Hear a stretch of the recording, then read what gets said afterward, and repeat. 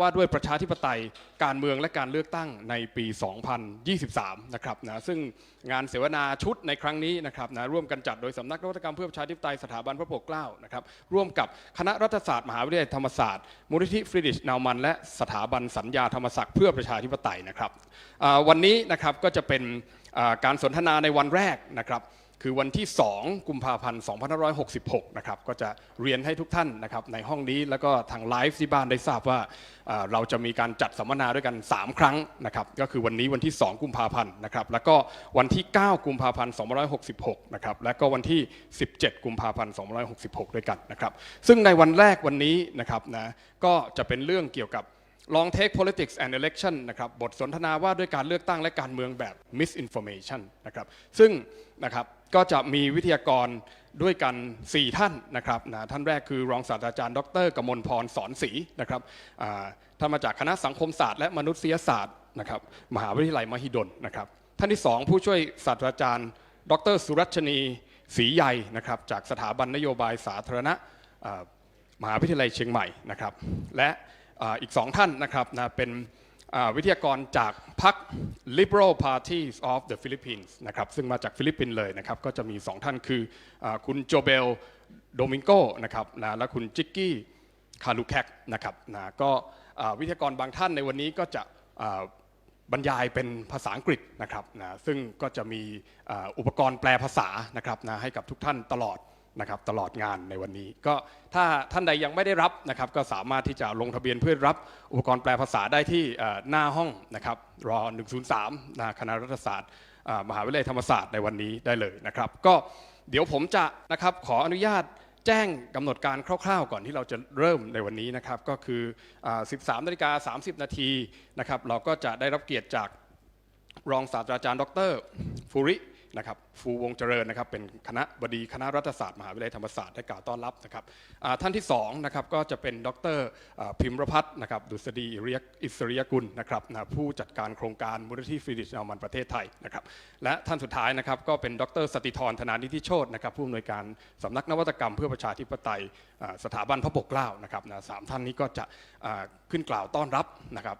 แล้วก็พูดถึงวัตถุประสงค์ของงานสัมมนาในวันนี้นะครับหลังจากนั้นนะครับก็14 นาฬิกาโดยประมาณนะครับก็จะเป็นการเริ่มการบรรยายนะครับโดยวิทยากรทั้ง3ท่านซึ่งจะมีด้วยกัน3รอบนะครับผมขอชี้แจงสั้นๆว่ารอบแรกเราจะให้ทุกท่านนั้นได้นำเสนอนะครับท่านละประมาณ15 นาทีนะครับในหัวข้อที่ท่านเตรียมมานะครับแล้วก็รอบที่2นะครับก็จะเป็นการเสวนาโต๊ะกลมนะครับก็จะมีการให้คำถามนะครับโดยผมนี่แหละก็จะเป็นคนถามคำถามท่านนะครับแต่ท่านก็จะตอบคำถามนะครับเป็นท่านๆไปนะครับและสุดท้ายนะฮะช่วงสุดท้ายสุดรอบที่3ก็จะเป็นการรับความเห็นและคำถามนะครับจากท่านผู้ฟังนะก็คือ Q&A นั่นเองนะ question and answer นะก็วิทยากรก็จะตอบคำถามที่ทุกท่านสอบถามมานะครับก็สามารถนะครับที่จะถามคำถามได้ทั้งในห้องนี้แล้วก็ทาง Facebook Live นะครับ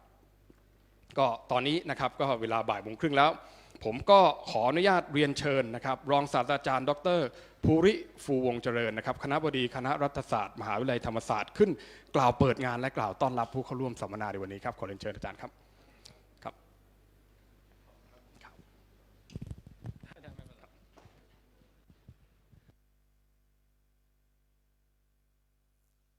ก็สวัสดีทุกท่านนะครับสวัสดีท่านผู้มีครับผมใช้นั่นก็ได้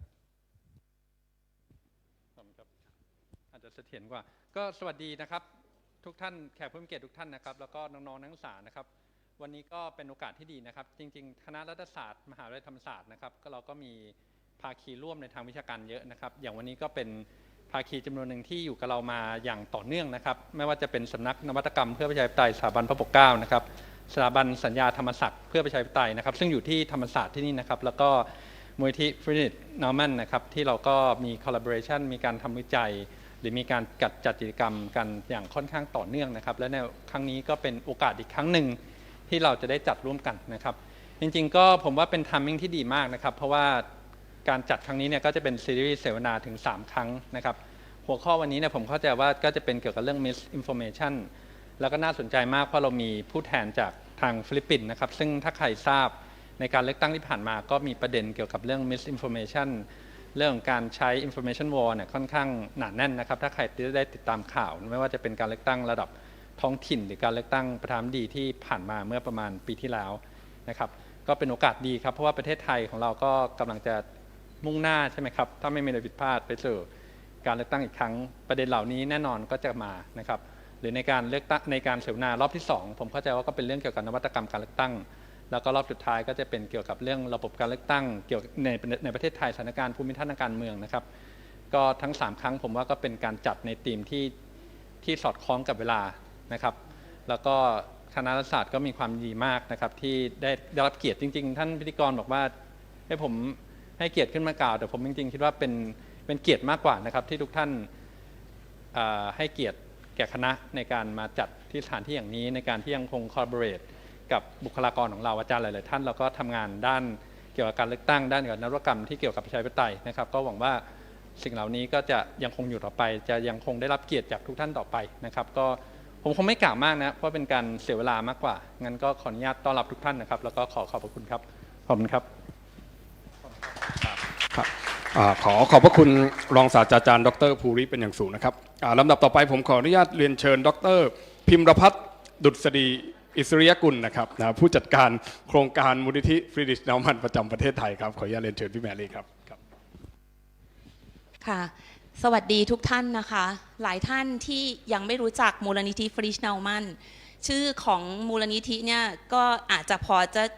จะเดาได้ว่ามาจากเยอรมันนะคะก็เป็นมูลนิธิที่ส่งเสริมเรื่องประชาธิปไตยนะคะแล้วก็สังคมที่เปิดกว้างพอพูดถึงประชาธิปไตยกับสังคมที่เปิดกว้างนะคะมันก็มาเกี่ยวพันกับเรื่องอาจารย์ภูริได้พูดถึงเรื่องการเลือกตั้งที่กำลังจะมาถึงใช่ไหมคะก็คือเรื่องของประชาธิปไตยเนี่ยเรื่องของการเลือกตั้งอาจจะเป็นเขาเรียกว่าเป็น entry point นะคะเป็นจุดเริ่มต้นนะคะซึ่งเป็นจุดเริ่มต้นที่สำคัญมากแล้วเรื่องของการเลือกตั้งเนี่ยมันก็ไปเกี่ยวกับข้อมูลนะคะที่คนทุกคนที่จะไปเลือกเนี่ยจำเป็นที่จะต้องเข้าถึงนะคะแล้วก็ถ้าข้อมูลนั้นเนี่ยมันเป็นข้อมูลที่ถูกนะคะแล้วก็ที่เหมาะสมเนี่ยมันก็จะดีกับคนที่เลือกคราวนี้ถ้าเกิดว่ามันจะเกิดอะไรขึ้นในหลายๆปีที่ผ่านมาเราเห็นว่าเรื่องของการเลือกตั้งเนี่ยมันมีเรื่องข่าวลวงข่าวปลอมเยอะมากแล้วมันก็มีส่วนในการตัดสินใจของเราใช่ไหมคะที่จะเลือกใครเป็นผู้นำนะคะทางมูลนิธิเนี่ยมีโอกาสนะคะได้ทำงานกับภาคีนะคะที่อยู่ประเทศฟิลิปปินส์ก็คือพรรคลิเบอรัลนะคะของฟิลิปปินส์ก็ได้ไปเจอกันค่ะได้ไปเจอกันเมื่อปลายปีที่แล้วแต่ว่าจริงๆแล้วสายสัมพันธ์มันก็มีมายาวนานมากนะคะก็เขาคุยให้ฟังว่าจริงๆแล้วเนี่ยข้อมูลที่มันโอเวอร์ฟลูอยู่ในสังคมเนี่ยมันมีความสำคัญมากนะคะแล้วก็ฟิลิปปินส์เนี่ยมีบทเรียนนะคะที่เราจะได้เรียนว่าทำไมเขาถึงเฟลนะคะทำไมเขาถึงไม่ชนะในการเลือกตั้งก็เลยเป็นที่มานะคะของการที่เราได้มาร่วมมือกันนะคะกับพระปกเกล้านะคะแล้วก็กับทางรัฐศาสตร์ธรรมศาสตร์ในวันนี้ค่ะก็คิดว่าเราจะได้เรียนรู้นะคะจากทั้งคุณจิกกี้แล้วก็โจเบลนะคะในงานครั้งนี้ขอบคุณมากค่ะครับขอขอบคุณนะครับพี่แมรี่นะครับดร.พิมรพัฒน์เป็นอย่างสูงนะครับลำดับต่อไปครับผมขอเรียนเชิญดร.สติธรธนานิติโชติครับผู้อำนวยการสำนักนวัตกรรมเพื่อประชาธิปไตยครับเรียนเชิญครับขอบคุณนะครับแล้วก็สวัสดีนะครับท่านผู้เข้าร่วมสัมมนาทั้งที่อยู่ทางนี้และที่อยู่ทางไลฟ์นะครับก็ยินดีต้อนรับเข้าสู่การเลือกตั้งของประเทศไทยอย่างเป็นทางการนะครับ คือถึงแม้ว่าพระราชกฤษฎีกายุบสภายังไม่มีนะครับหรือพระราชกฤษฎีกาให้มีการเลือกตั้งถ้าอยู่ครบเทอมยังไม่เกิดนะครับแต่อย่างไรก็ตามนะครับเราได้ทราบกันดีแล้วนะครับสัปดาห์ที่ผ่านมาเนี่ยฟ้าดินเป็นใจแล้วนะครับพระราชบัญญัติประกอบรัฐธรรมนูญว่าด้วยการเลือกตั้งและพรรคการเมืองนะครับคนละฉบับกันนะครับอันนึงเลือกตั้งสสอันนึงพรรคการเมืองนะครับฉบับแก้ไขเพิ่มเติมประกาศใช้แล้วนะครับอย่างเป็นทางการนะครับคณะกรรมการการเลือกตั้งหรือกกต.เป็นที่รักของเรานะครับเริ่มทำงานแล้วนะครับแบ่งเขตเลือกตั้งกันอยู่นะครับเป็นนิมิตหมายที่ดีมากแล้วก็เป็นโชคดีของพวกเรานะครับคือกิจกรรมวันนี้เราคิดกันมาล่วงหน้าหลายเดือนแล้วครับแต่ว่ามาเปิดงานสัมมนาครั้งแรกเนี่ย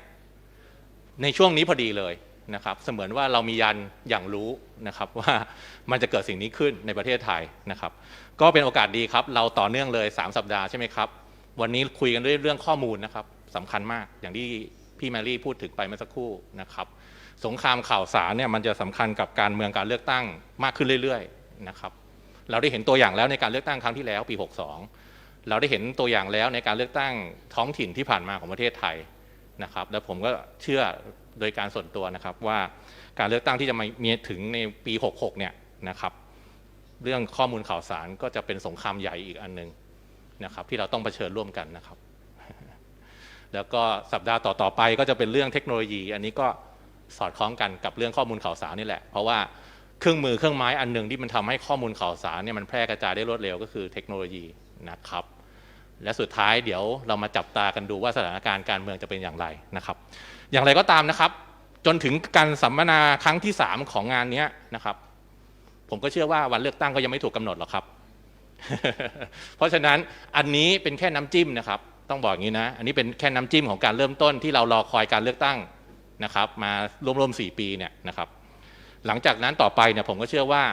บรรดาภาคีพันธมิตรต่างๆนะครับประกอบไปด้วยคณะรัฐศาสตร์จุฬานะครับขออนุญาตผูกมัดไว้เลยนะขอโทษครับคณะรัฐศาสตร์ธรรมศาสตร์ครับขออนุญาตผูกมัดไว้เลยนะครับสถาบันสัญญาธรรมศักดิ์เพื่อประชาธิปไตยนะครับมูลนิธิฟรีดิชโนมันนะครับประเทศไทยนะครับและนานาประเทศด้วยนะครับขออนุญาตเชิญชวนไว้ทุกสาขาทั่วโลกเลยนะครับแล้วก็สถาบันพระปกเกล้าครับเราคงจะมีกิจกรรมดีๆต่อเนื่องกันไปนะครับจนกว่าเราจะทราบผลการเลือกตั้งและรัฐบาลชุดต่อไปครับก็ขอเรียนเชิญทุกท่านให้ดื่มด่ำกับความสนุกในเบื้องต้นณบัดนี้นะครับขอบคุณครับครับก็ขอบคุณดร.สติธรเป็นอย่างสูงนะครับนะก็นะครับลำดับต่อไปนะครับนะก็เราก็จะเข้าสู่การสนทนาแล้วนะครับนะเนื่องจากเราได้ใช้เวลากันอย่างคุ้มค่ามากนะครับนะก็ขอเรียนเชิญนะครับนะท่านผู้บรรยายนะครับอาจารย์กมลพรอาจารย์สุรัชนีนะครับนะแล้วก็ Jobelle and Jiggy นะครับนะบนเวทีได้เลยครับครับเชิญครับ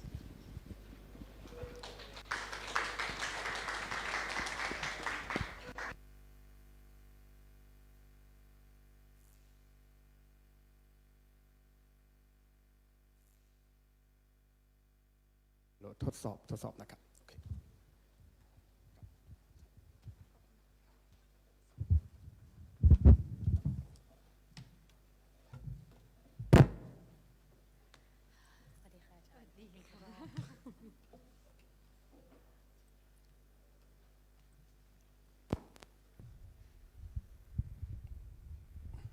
สวัสดีนะครับ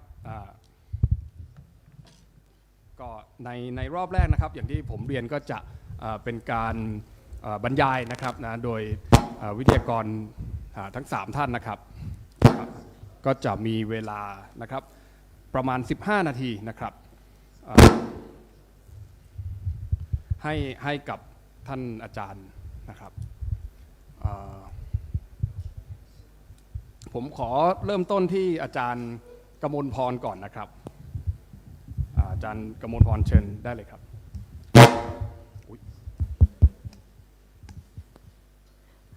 โอเคค่ะก็ขอสวัสดีท่านผู้ที่อยู่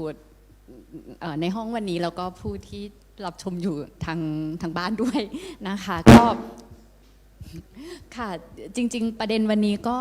ค่อนข้างน่าสนใจนะคะแล้วก็เราก็จะพบประเด็นการนำเสนอข่าวการเมืองเนาะหรือว่าประเด็นการพูดถึงมิติทางด้านการเมืองได้ค่ะไม่แน่ใจว่ายังดังอยู่ไหมค่ะนะคะก็จริงๆประเด็นทางด้านการเมืองหรือการสื่อสารทางการเมืองอะค่ะในทุกวันนี้ก็ค่อนข้างเป็นที่สนใจของสาธารณชนเป็นอย่างมากนะคะแล้วก็จริงๆประชาชนไทยทุกวันนี้ค่ะก็มีการรับรู้ข้อมูลข่าวสารผ่านทั้งสื่อเก่าสื่อใหม่นะคะเพื่อเป็นส่วนหนึ่งในการตัดสินใจทางการเมืองนะคะรวมไปถึง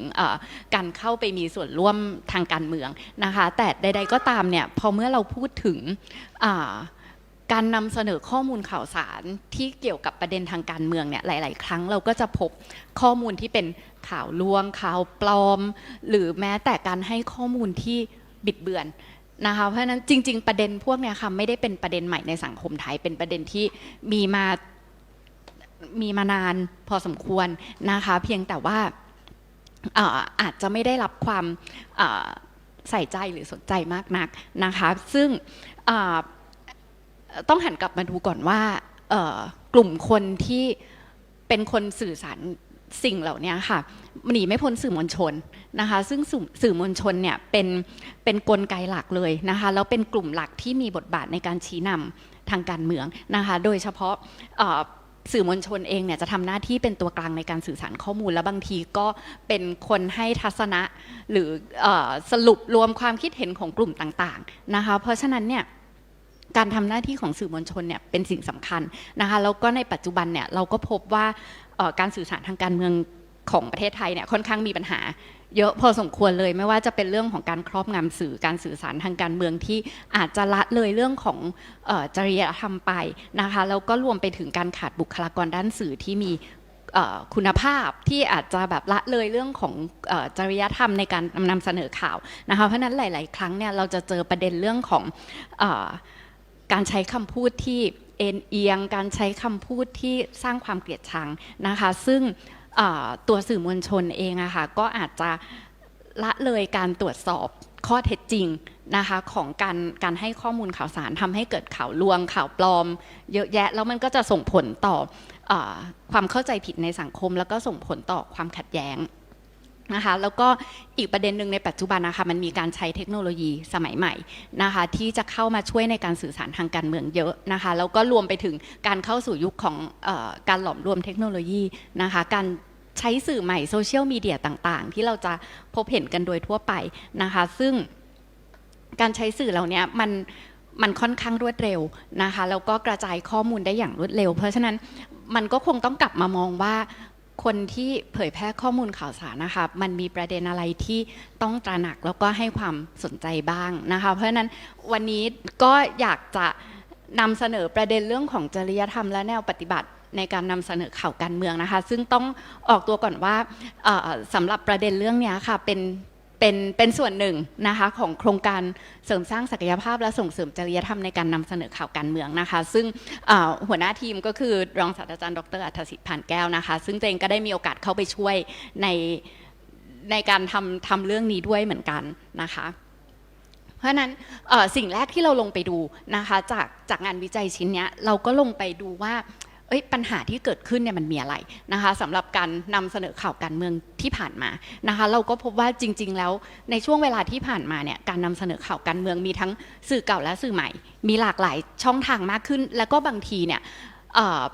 สื่อเก่าเนี่ยก็ได้นำข้อมูลจากสื่อใหม่เนี่ยเข้าไปนำเสนอด้วยเหมือนกันแล้วก็บางทีก็อาจจะขาดการคัดกรองข้อมูลขาดการตรวจสอบข้อมูลที่ชัดเจนนะคะแล้วนอกจากนั้นที่ผ่านมาเราอาจจะเห็นสื่อโทรทัศน์ดาวเทียมเคเบิลทีวีต่างๆอะค่ะที่ในบางช่องรายการก็จะมีการสะท้อนให้เห็นว่าเป็นส่วนหนึ่งของขั้วการเมืองใดๆก็ตามนะคะแล้วก็อาจจะมีการ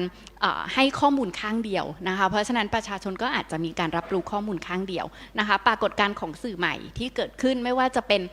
Facebook Twitter TikTok อะไรพวกเนี้ยค่ะเราก็จะเห็นมันมีประเด็นทางการเมืองค่อนข้างที่จะเยอะแล้วประเด็นเหล่านี้ถ้ามันไม่ได้มีการคัดกรองที่ถูกต้องอะค่ะคนหลงเชื่อได้ง่ายมากเลยนะคะคนก็จะเชื่อได้ง่ายแล้วก็การผลิตเนื้อหาต่างๆลองสังเกตดูว่าถ้าผ่านทาง TikTok อะไรพวกเนี้ยโอ้โหมันบางคนเขาผลิตเนื้อหาที่แบบหลากหลายแล้วน่าสนใจนะคะซึ่งเมื่อย้อนกลับมาดูพฤติกรรมผู้บริโภคเองเนี่ยเราจะพบว่าผู้บริโภคในประเทศไทยปัจจุบันเนี่ยเน้นการบริโภคสื่อใหม่นะคะค่อนข้างที่จะเยอะแล้วก็อยู่บนโลกออนไลน์เนี่ยใช้เวลาอยู่บนโลกออนไลน์เนี่ยนะคะมากกว่า9ชั่วโมงนะคะแล้วก็ใช้เวลากับโซเชียลมีเดียเองเนี่ย3 ชั่วโมงกว่าต่อวันแล้วก็ใช้เวลาในการดูออนไลน์สตรีมมิ่งเนี่ยนะคะก็เกือบ4 ชั่วโมงเลยต่อวันนะคะเพราะฉะนั้นสังเกตได้ว่าก็ในเมื่อผู้บริโภคเนี่ยสนใจสื่อออนไลน์ค่อนข้างเยอะนะคะแล้วตัวคนให้ข่าวเองเขาก็ต้องจับกลุ่ม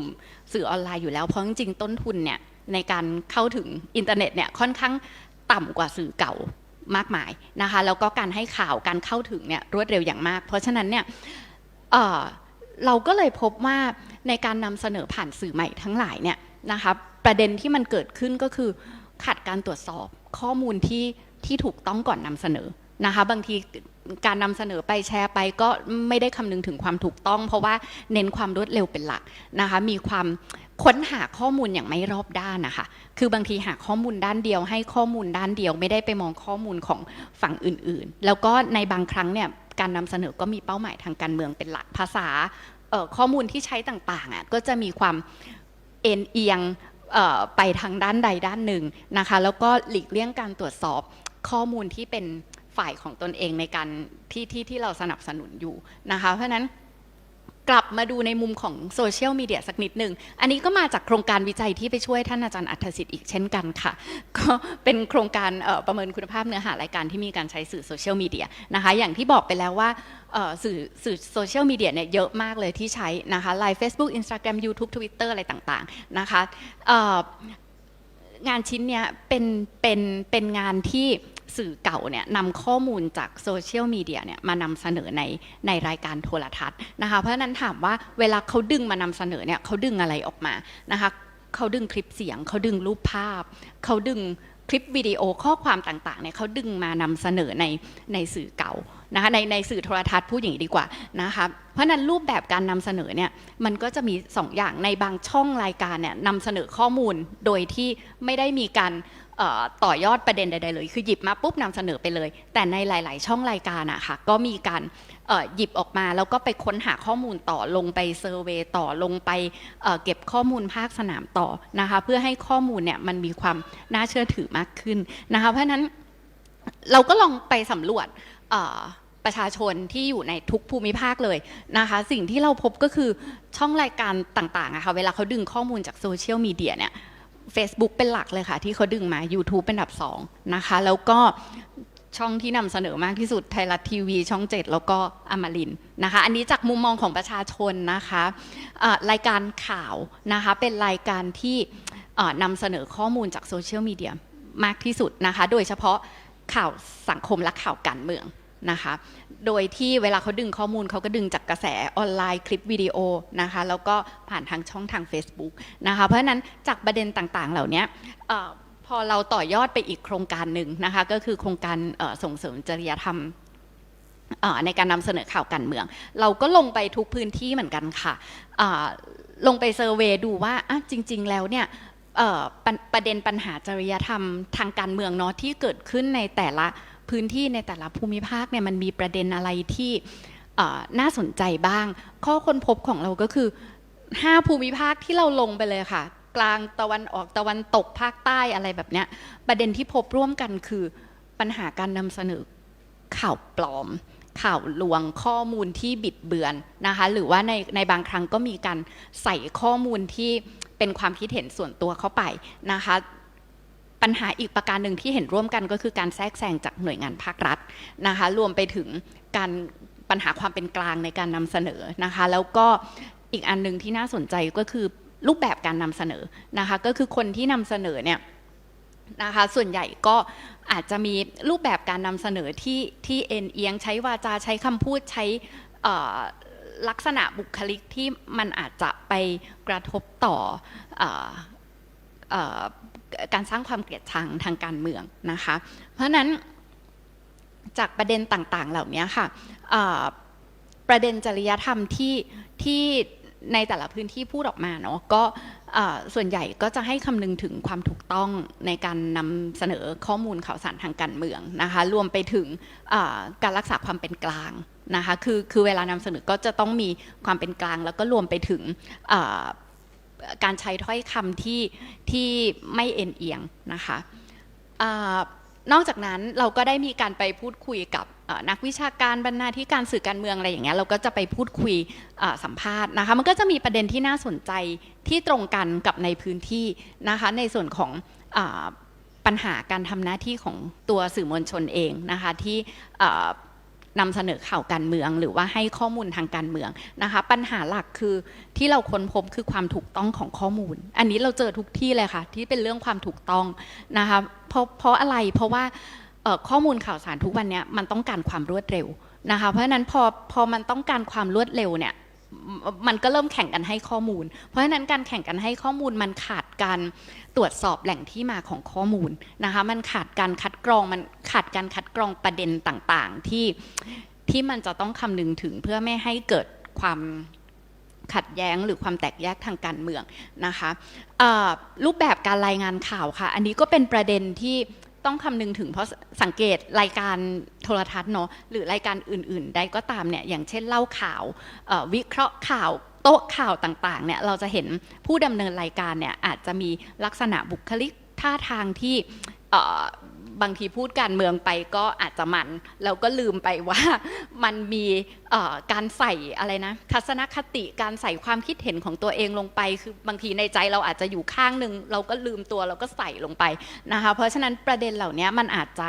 สร้างความรู้สึกให้กับสาธารณะได้นะคะการใช้ภาพกราฟิกบางทีช่องรายการก็ลืมบางทีไปดึงมาจาก Facebook ไปดึงมาจากสื่อออนไลน์อะค่ะบางทีก็ลืมคิดไปว่า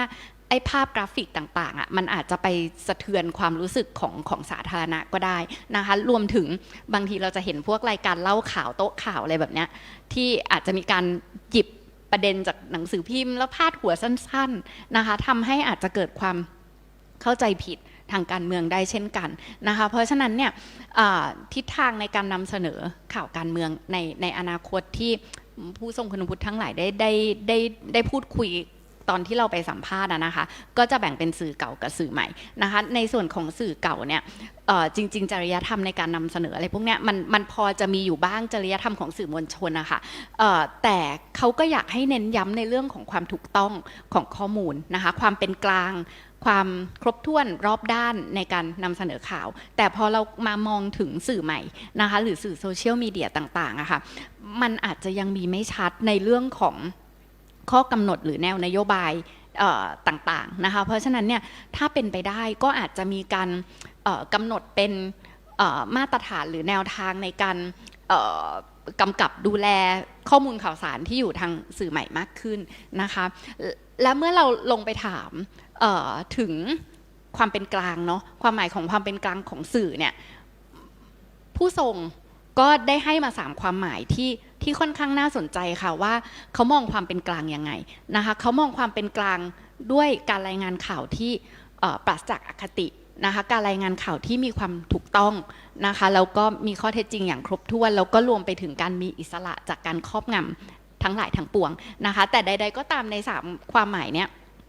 นะคะประเด็นที่น่าสนใจคือรูปแบบการรายงานข่าวที่ควรต้องระมัดระวังเนี่ยนะคะส่วนใหญ่มันก็จะเป็นการรายงานข่าวของผู้สื่อข่าวภาคสนามนะคะการรายงานข่าวจากรายการเล่าข่าวโต๊ะข่าวแล้วก็รวมไปถึงวิเคราะห์ข่าวเพราะว่าทั้ง3ประเภทรายการเหล่านี้ค่ะบางทีใส่ความคิดเห็นส่วนตัวไปจนลืมถึงความเป็นกลางของสื่อนะคะนอกจากนั้นเมื่อพูดถึงการกำหนดแนวนโยบายนะคะก็พบว่าจริงๆมี3ก้อนหลักๆที่สำคัญนะคะก้อนแรกก็คือหน่วยงานที่ทำหน้าที่ในการกำกับสื่อนะคะหลักๆที่เราเห็นกันก็คือกสทช.นะคะเพราะฉะนั้นก็น่าจะต้องมีแนวนโยบายมาตรการในการกำกับที่ชัดเจนแล้วก็บังคับใช้อย่างชัดเจนนะคะองค์กรสื่อที่รวมตัวกันเพื่อกำกับสื่อค่ะองค์กรเหล่านี้ก็อาจจะมีแนวปฏิบัติที่ชัดเจนเช่นกันรวมไปถึงองค์กรที่ทำหน้าที่เป็นสื่อเนี่ยนะคะก็อาจจะต้องมีแนวนโยบายทั้งสื่อใหม่และสื่อเก่าให้ชัดนะคะสำหรับการคัดเลือกประเด็นที่จะมานำเสนอประเด็นตรงนี้ค่อนข้างสำคัญนะคะซึ่งจากที่เราไปพูดคุยมานะคะเขาก็บอกว่าประเด็นในการนำเสนอข่าวการเมืองที่ต้องพึงระวังเนี่ยนะคะต้องเป็นข้อมูลข่าวสารที่เป็นประโยชน์กับสาธารณะนะคะเป็นข้อมูลที่ถูกต้องครบถ้วนรอบด้านแล้วก็ควรให้ความสำคัญกับการกำหนดสัดส่วนของข้อมูลข่าวสารนะคะนอกจากนั้นเราก็ยังได้มีการลงไปเซอร์เวย์เรื่องของจริยธรรมในการนำเสนอข่าวการเมืองของประเทศต่างๆนะคะอันนี้ลองเอามาให้ดูว่าอย่างของอเมริกาอังกฤษแล้วก็ออสเตรเลียเนี่ยเขาก็จะมีองค์กรที่ทำหน้าที่ในการกำกับอยู่แล้วก็องค์กร ทั้งหลายเหล่านี้นะคะก็จะมีพาร์ทหนึ่งเนาะที่ให้ความสำคัญกับประเด็นทางด้านการเมืองนะคะไม่ว่าจะเป็นออฟคอมเนี่ยก็จะมีหัวข้อที่เกี่ยวกับเรื่องการเมืองโดยตรงนะคะหรือว่า ACMC เนี่ยก็จะมีเรื่องของเกี่ยวกับการเมืองโดยตรงเช่นกันนะคะซึ่งจากข้อมูลทั้งหมดที่เราพูดมานะคะมันก็ทำให้ทางทีมเนี่ยสังเคราะห์ออกมาเป็นตัวนี้ค่ะก็คือคู่มือมาตรฐานจริยธรรมและแนวปฏิบัติในการนำเสนอข่าวการเมืองถามว่าไปหาอ่านได้จากที่ไหนน่าจะต้องไปดาวน์โหลดจากอะไรนะของสำนักงานกสทช.นะคะขอเล่าสั้นๆอีกนิดเดียวนะคะในคู่มือเนี่ยเราแบ่งเป็น3ประเด็นซึ่งก็อาจจะแตกต่างจากคู่มืออื่นๆนะคะเพราะว่าคู่มือตัวนี้เรามองเรื่องของจริยธรรมในการนำเสนอข่าวการเมืองเรามองเรื่องของจริยธรรมในการคัดกรองประเด็นข่าวและเนื้อหาของข่าวการเมืองแล้วก็รวมไปถึงบทบาทและหน้าที่ของผู้ดำเนินรายการนะคะซึ่งทั้งหมดเนี้ยเราก็จะมีในแต่ละมิติแต่ว่าสิ่งที่น่าสนใจก็คือบทบาทของผู้ที่ทำหน้าที่เป็นผู้ดำเนินรายการนะคะก็คือในปัจจุบันเนี่ยต้องให้ความสำคัญกับการนำเสนอข่าวการเมืองในยุคสื่อดิจิทัลด้วยนะคะต้องมีการตรวจสอบคัดกรองแล้วก็รวมไปถึงการรายงานข่าวของผู้สื่อข่าวภาคสนามอันนี้สำคัญเพราะว่าจะต้องมีทักษะเขาเรียกว่าอะไรนะการคิดวิเคราะห์การตัดสินใจสถานการณ์เฉพาะหน้าเพราะเมื่อเราลงไปรายงานข่าวเนี่ยบางทีอาจจะพบประเด็นที่ก็ไม่รู้จริงหรือเปล่าข้อมูลข่าวสารที่เกิดขึ้นนะคะอาจจะเจอข่าวปลอมหรืออะไรใดๆก็ตามเนี่ยนะคะมันก็อาจจะต้องมีการรีเฟอร์ถึงแหล่งข้อมูลให้ชัดเจนว่าเราได้มาจากไหนถ้าเรายังไม่ชัวร์กับประเด็นต่างๆเหล่านี้นะคะเพราะฉะนั้นโดยรายละเอียดเนี่ยอาจจะต้องลองไปติดตามจากคู่มือได้นะคะก็ขอบคุณอาจารย์กมลพรมากนะครับก็ผมขออนุญาตอย่างนี้นิดนึงนะครับเป็นความผิดพลาดของผมเองเมื่อกี้จะเชิญนะครับนะท่านเครือข่ายของเรานะครับถ่ายรูปร่วมกันนะครับนะก็ขอเบรกตรงนี้นิดนึงนะครับ2 นาทีนะครับขออนุญาตเรียนเชิญนะครับอาจารย์ภูริอาจารย์สติธรแล้วก็พี่แมรี่นะครับบนเวทีร่วมกับวิทยากรของพวกเราทุกท่านร่วมถ่ายรูปกันบนเวทีเลยครับขออนุญาตเรียนเชิญครับผมครับ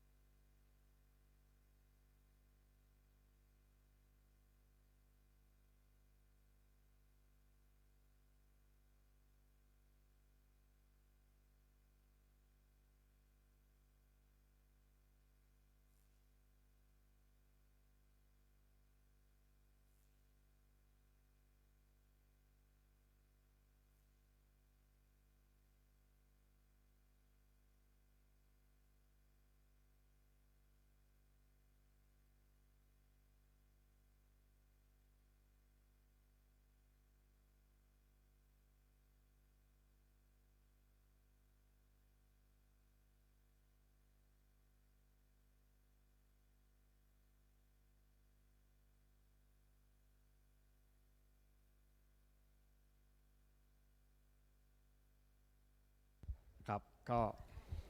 ขอบพระคุณทุกท่านอีกครั้งหนึ่งนะครับก็ขออภัยด้วยครับนะครับต่อไปนะครับนะเมื่อกี้อาจารย์กมลพรก็ได้พูดถึงเรื่องของปัญหาเฟกนิวส์นะครับความถูกต้องของข้อมูลจริยธรรมสื่อเก่าสื่อใหม่นะครับนะตอนนี้ผมขอไปที่อาจารย์สุรัชนีครับผมที่อาจารย์สุรัชนีเป็นท่านที่2จะนำเสนอครับผมขอเรียนเชิญอาจารย์ครับโอเคขอบคุณค่ะนิสิตตื่นหรือยังเอ่ย Okay, so actually today let me please just allow me to present in English instead so that I would not leave you guys behind. Right. So just like Dr. Kamonpon just kind of show us, what have been the obstacle or challenges for a news reporter and media when it comes to dealing with misinformation and disinformation, right? So my part, what I would like to kind of show you guys is some of my research finding, which was funded by the Rashadapisek Sompot Endowment Fund at Chulalongkorn University. Well, I'm now with School of Public Policy at Chiang Mai University, but for the past 3.5 years, I was with Chulalongkorn University and was generously, help funding, and they were the funder of this research. So let me just quickly share this real quick, right? So supposedly this image here, right? If it is on the internet, then it must be true, right? And it must be true that you cannot question it, said Abraham Lincoln, right? Do we believe that?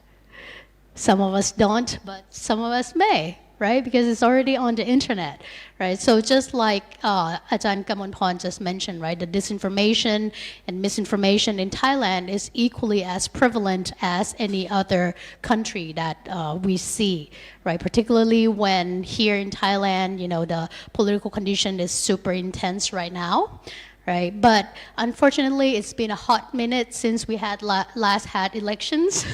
so we do not have the reference point to show you. But what I can show you is some of the results from my research, trying to understand what make people share fake news, really, right? And that comes from my personal curiosity when it comes to talking about government policy, right? A lot of government in this,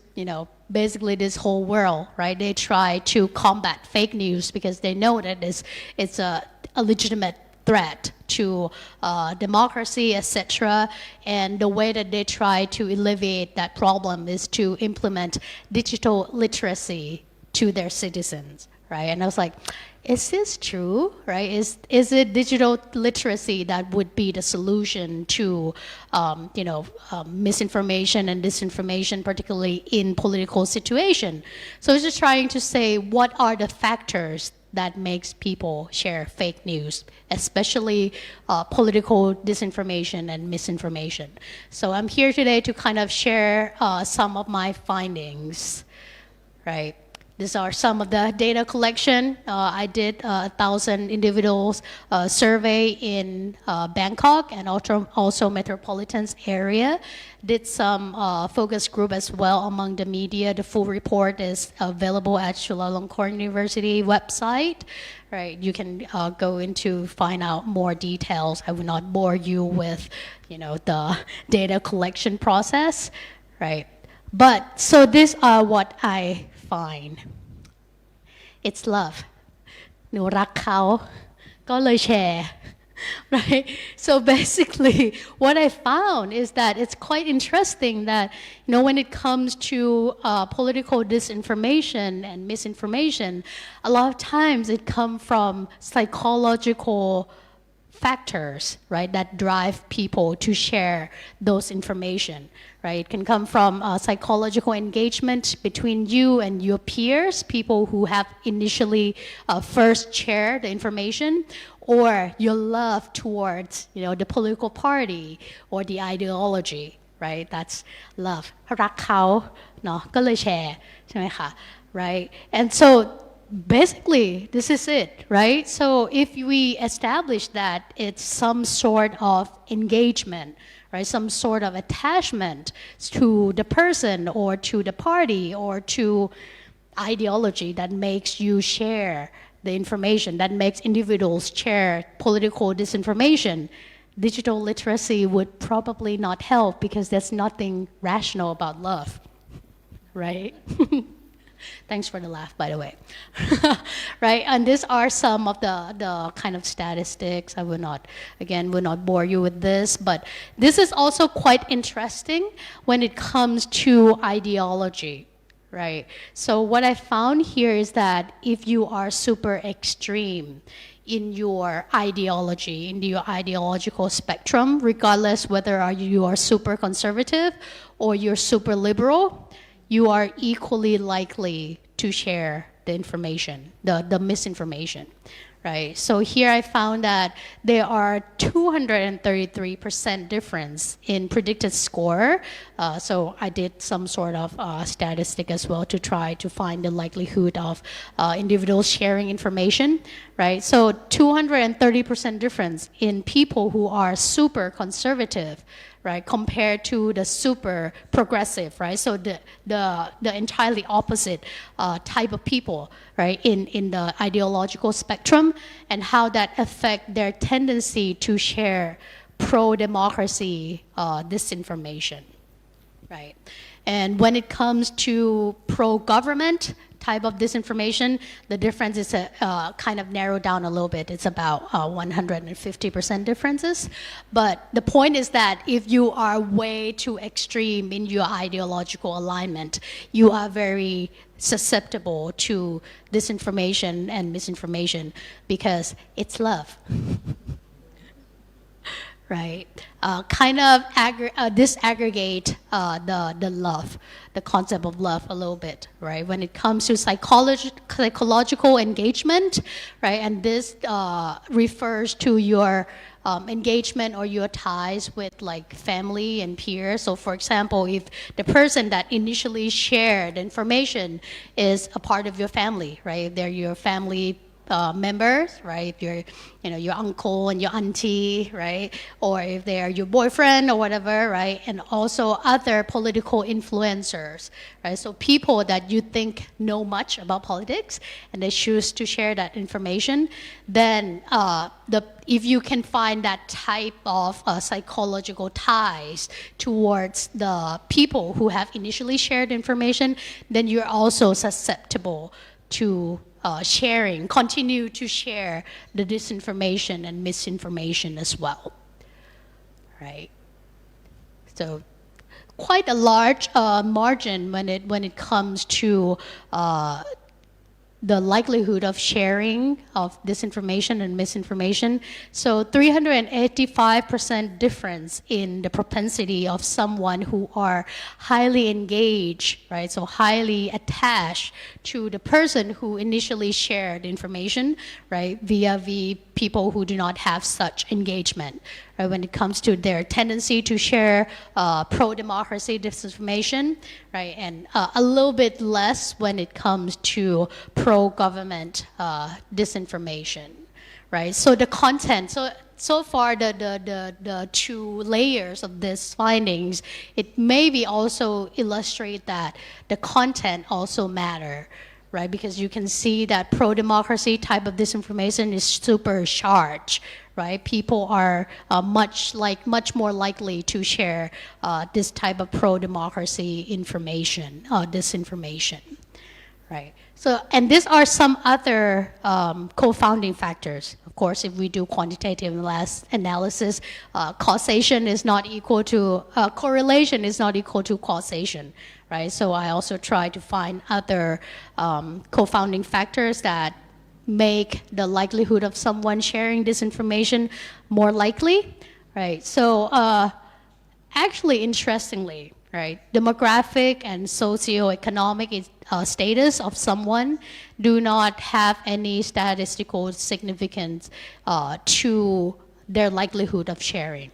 And that kind of goes against the pre-existing assumption that, we need to facilitate digital literacy. It's the education that make people, fall for disinformation, the lack of education, things like that. But I do not find any evidence to support that hypothesis here.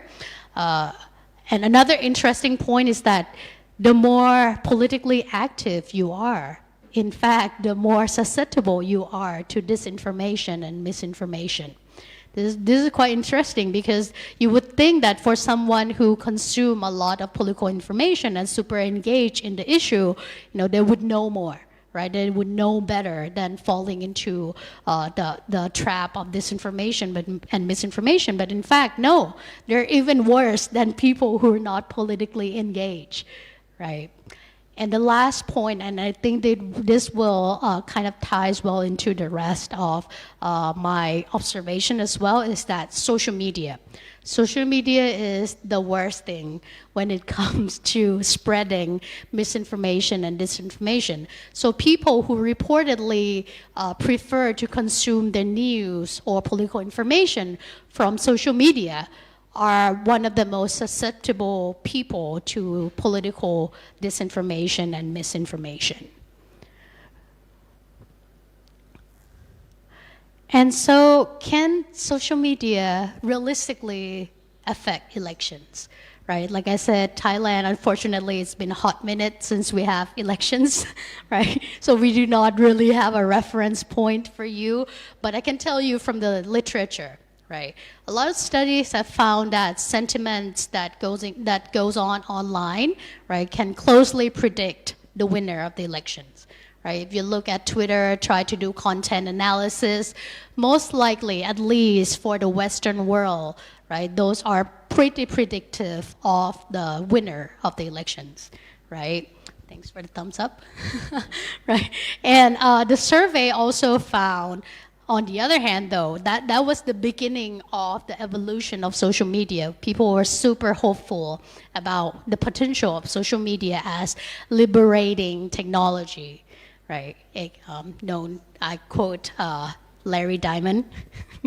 right? But eventually we kind of starting to learn a little bit more about the potential of social media,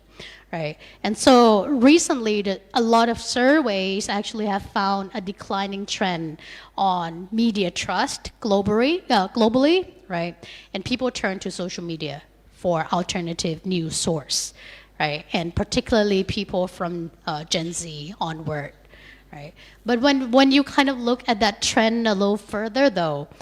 those people from Gen Z actually do realize that social media may not be the best way that they can consume news or information. They do realize that, right? But for them, they do not. They still see that this is so far relatively the best. News source, right? The most reliable news source if they were to compare to traditional media, which sometimes being controlled by government, right, or state-sponsored type of media, right? But this is kind of a rough debate in the literature whether social media can truly affect election results, right? This is, for me, in my opinion, is something that in the long run, whenever Thailand will have election, this is something that we need to watch out for, right? The social media and electoral integrity. Because these two examples will illustrate the brand new mechanism for voting manipulation that never really happened before the social media. Right. So to the left here, our Filipino counterpart knows him well, right? Marcos Jr. I will not go into detail about what he did really, but what's interesting is his political campaign or his electoral campaign on TikTok, right? So he portrayed himself as a really cool uncle, right? And you probably can confirm that, right? That he portrayed himself as this really cool uncle who like plays with dog all day, make coffee and cooks and all that. So nothing much about politics really when it comes to how he campaigned on TikTok. Right, but this is why I said this is a new mechanism, because TikTok and other social media allow someone with past history to rebrand himself, right? Exploiting from the lack of shared experience of the new generation, because of a lot of the younger people do not recollect, the history of the Marcos family's atrocity, right, or the things that they did to the Philippines, right? They do not recall that. All they see is, oh, this cool uncle can cook and play with dogs all day. He can be a really cool president too, maybe, right? Something like that. So that's a pretty good and interesting narrative manipulation that we do not see before the social media or the TikTok come into existence, right? And on the right hand, that's favorite Bangkok governor, Mr. Chachat, right? And this is quite interesting because I never really thought about, what leads to his landslide victory in Thailand before. Like I was just like, okay, but like he's real popular, so all the Bangkokians elected him as our governor. But actually, it was in his lecture at FCCT that he actually illustrated the big role of TikTok that carry him into victory. And I found it quite interesting because he said that, you know, people that the people that follow me on TikTok are the 7 years old, right? The 7 years old, 12 years old, who didn't even have eligibility to vote to begin with, right? But why are they important? He was like, I didn't even get when my PR team told me to go like lift the ball and go do crazy stuff that doesn't have anything to do with, you know, electoral campaign, right? Go แบบไปยกเสาอย่างเงี้ยหรือว่าอะไรเงี้ยเป็นแบบผู้ว่าที่แข็งแกร่งที่สุดในปัตภี something like that, right? But he was like, I didn't get it. But then he realized that how this thing worked is that, you know, this 7 years old kid would go back home and tell their parents, you need to vote for Chachat, right? Because he's real cool, right? So imagine what that does. That's a brand new political manipulation mechanism that we've never really seen before, the existence of social media, right? How a 7-year-old can influence the vote result through their parents, right? That's actually quite interesting, right? But to disclose, I do not say that these are misinformation, but and disinformation campaign, right? Well-articulated campaign nonetheless, but it's a new mechanism. These are some new mechanisms that we, at least for Thai people, should look out for when it comes to election season. Okay, just to wrap up, like I said, when it comes to political disinformation and misinformation, love wins all the time, right? รักเขาก็เลยเลือกเขาใช่ไหม So how do we alleviate that issue, right? What are the solution to that? Definitely not media literacy, because there's nothing rational about loving someone or some political party, right? How do we as government agency or as scholar, how can we try to find a solution to political disinformation and misinformation, right? And there are also many other forms of political manipulation beyond what I just showed you guys, right? And what we are here in Thailand used to, like the outright disinformation and misinformation, right? For example, like in the US, there are efforts to manipulate election results by telling people to go to different polling booth, right? Like voting suppression in such manner that telling them the wrong information, entirely wrong information for people to show up, right? We haven't had that quite apparently in Thailand yet, but that might be coming, right? What about the AI,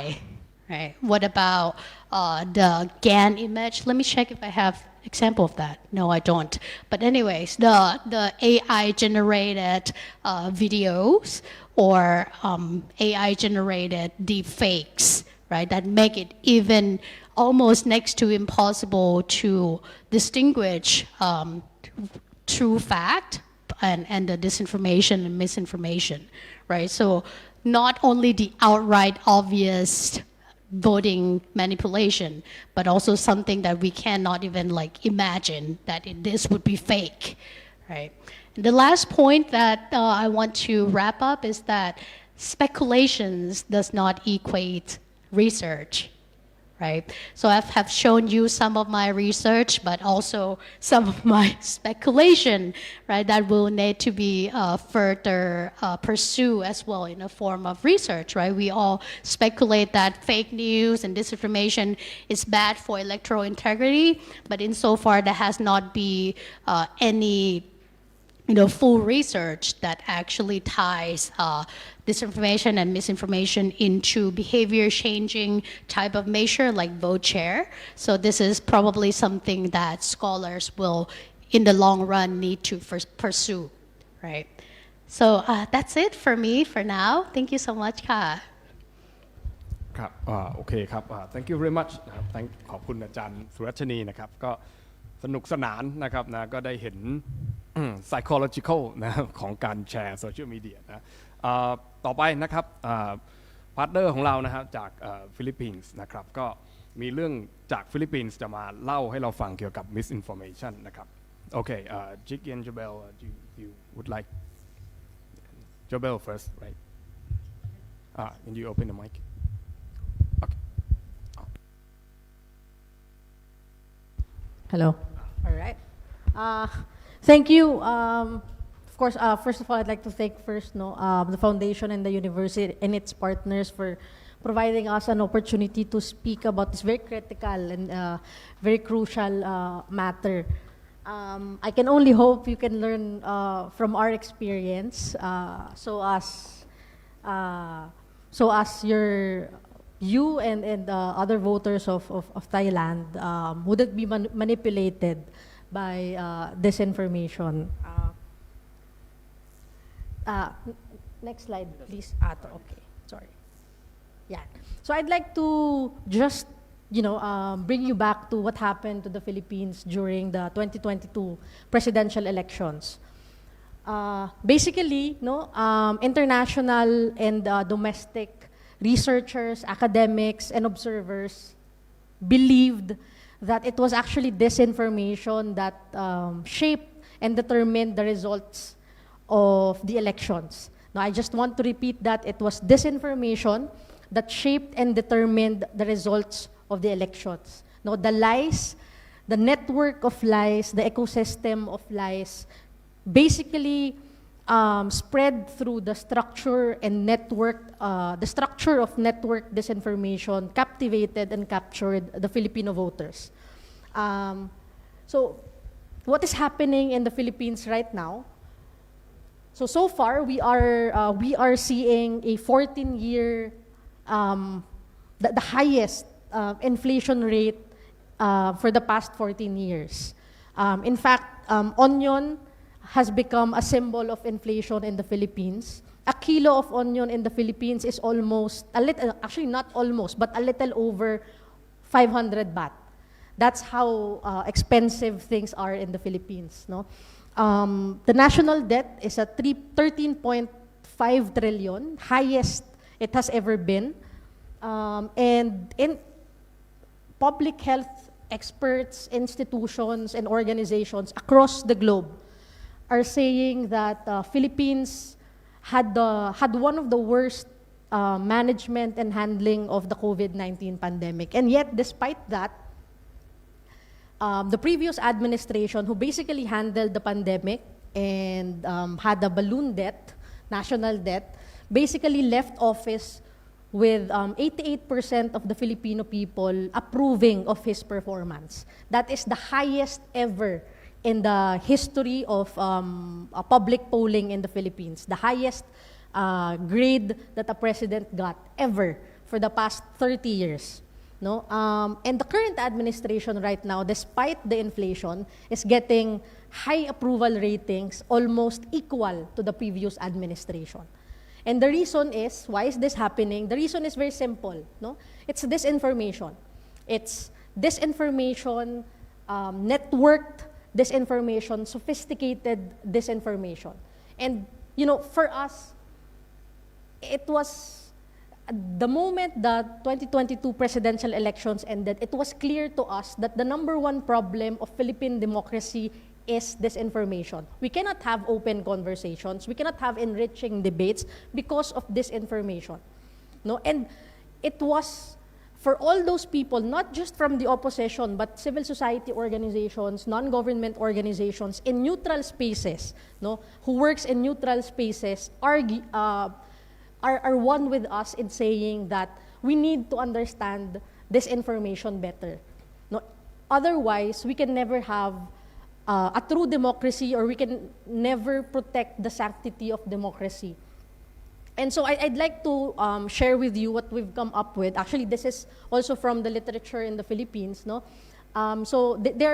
These three words are very critical to us. No? Understanding the nuances and the differences between these three. So we have, this is a Venn diagram. So the first circle here, the black one, is misinformation. On the left side, the green circle, there's malinformation, and in the middle, there's disinformation. So how does these three differ? So in misinformation, it's basically false information and misleading content. You are sharing false information without you knowing you are sharing false information. There is no intent to harm. It's just that you didn't know that it was false information. No? And at the bluish green circle, there's malinformation. You are sharing a story that basically has a semblance of truth, like leaks, hate speech, harassment. You are manipulating it with an intent and spreading that somehow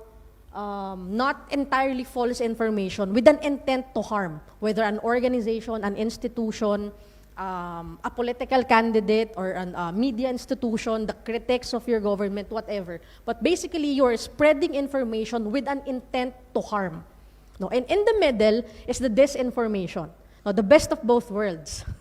So basically, you share false information knowing it is false information. You are sharing imposter content. You are sharing manipulated contents and fabricated contents, knowing that it is false information, and it was actually you who decided to fabricate that information with an intent to harm. No, so that's disinformation. And it's very important to understand these three, because if we make it to an scale that it's disinformation that shapes elections in a democracy, then it is important for us to understand, is this person sharing information, false information, because he or she has an intent to harm, or he just didn't know, right? Otherwise, we're gonna be ostracizing a lot of people who just so happened that they didn't know it was wrong information, right? So it's very important for us to understand this. Now, second is, I want to share with you the architecture or the structure of network disinformation in the Philippines. This was used by the previous administration and the current administration when they were running for office. They kept it, basically this structure, they kept it running for almost 7 years now. And I wanted to share it with you because, you might see a semblance of this in social media, in online media, or even in traditional media. No, the first part, is the chief architects of network disinformation. So basically, this is the realm of the marketing specialists, the PR firms, the marketing, the communication experts, the brand experts. No, they create a brand, they create a narrative for a certain candidate. Like, for example, you are from I don't want to sound like I'm biased, but for example, you are a son of a former dictator of the Philippines, and you are trying to rebrand yourself as not the son of the dictator, right? So that's a different kind of expertise. Not everyone can do it, right? So it's the realm of the experts in communications. So at the second level is where the digital influencers come in. So this is where you use social media, use different influencers. Influencers could either be a chef in TikTok, a traveler who has a blog, in a doctor, for example. It can be anyone from social media. And the most important, actually the smartest thing that they did is they gathered a lot of influencers and paid them. They actually cultivated their contents in order to encroach different neutral spaces that not all political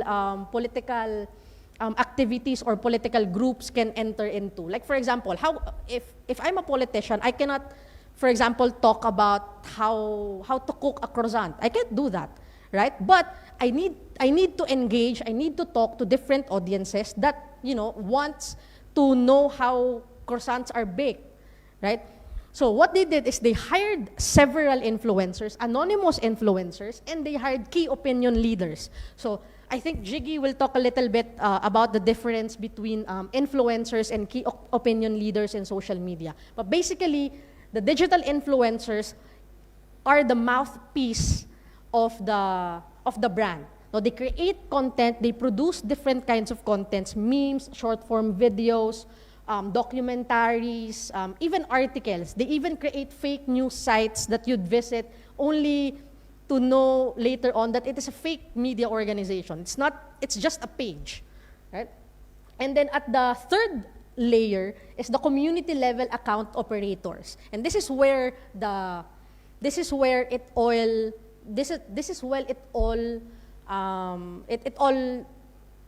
basically works out. So you have different sets of fake accounts. So you buy bots. Bots is basically you have fake accounts which are trolls. You also have bots which is AI made accounts. So it's artificial intelligence made accounts, and then you have fake news accounts that is manned by trolls. So what you do is you go into the different contents about the narrative, about the brand, whether it's travel blog, whether it's food content, whatever, even that neutral media sites, media Facebook pages, you go there and then you engage in the comment sections, and then you create a perception that a lot of people, hundreds, thousands, if not hundreds of thousands of people are saying that the fake news is real. So you, at the bottom layer, the grassroots intermediaries, unwittingly believes the fake news. Because a lot of people are commenting, a lot of people are liking, a lot of people are giving hearts, a lot of people are commenting on it. And that's the structure of this information. One of the things that the current president did during the campaign is when they infiltrated TikTok, they didn't hire any TikTok influencers, but what they did is they have massive number of accounts, TikTok accounts in TikTok, and then when a certain influencer posts anything about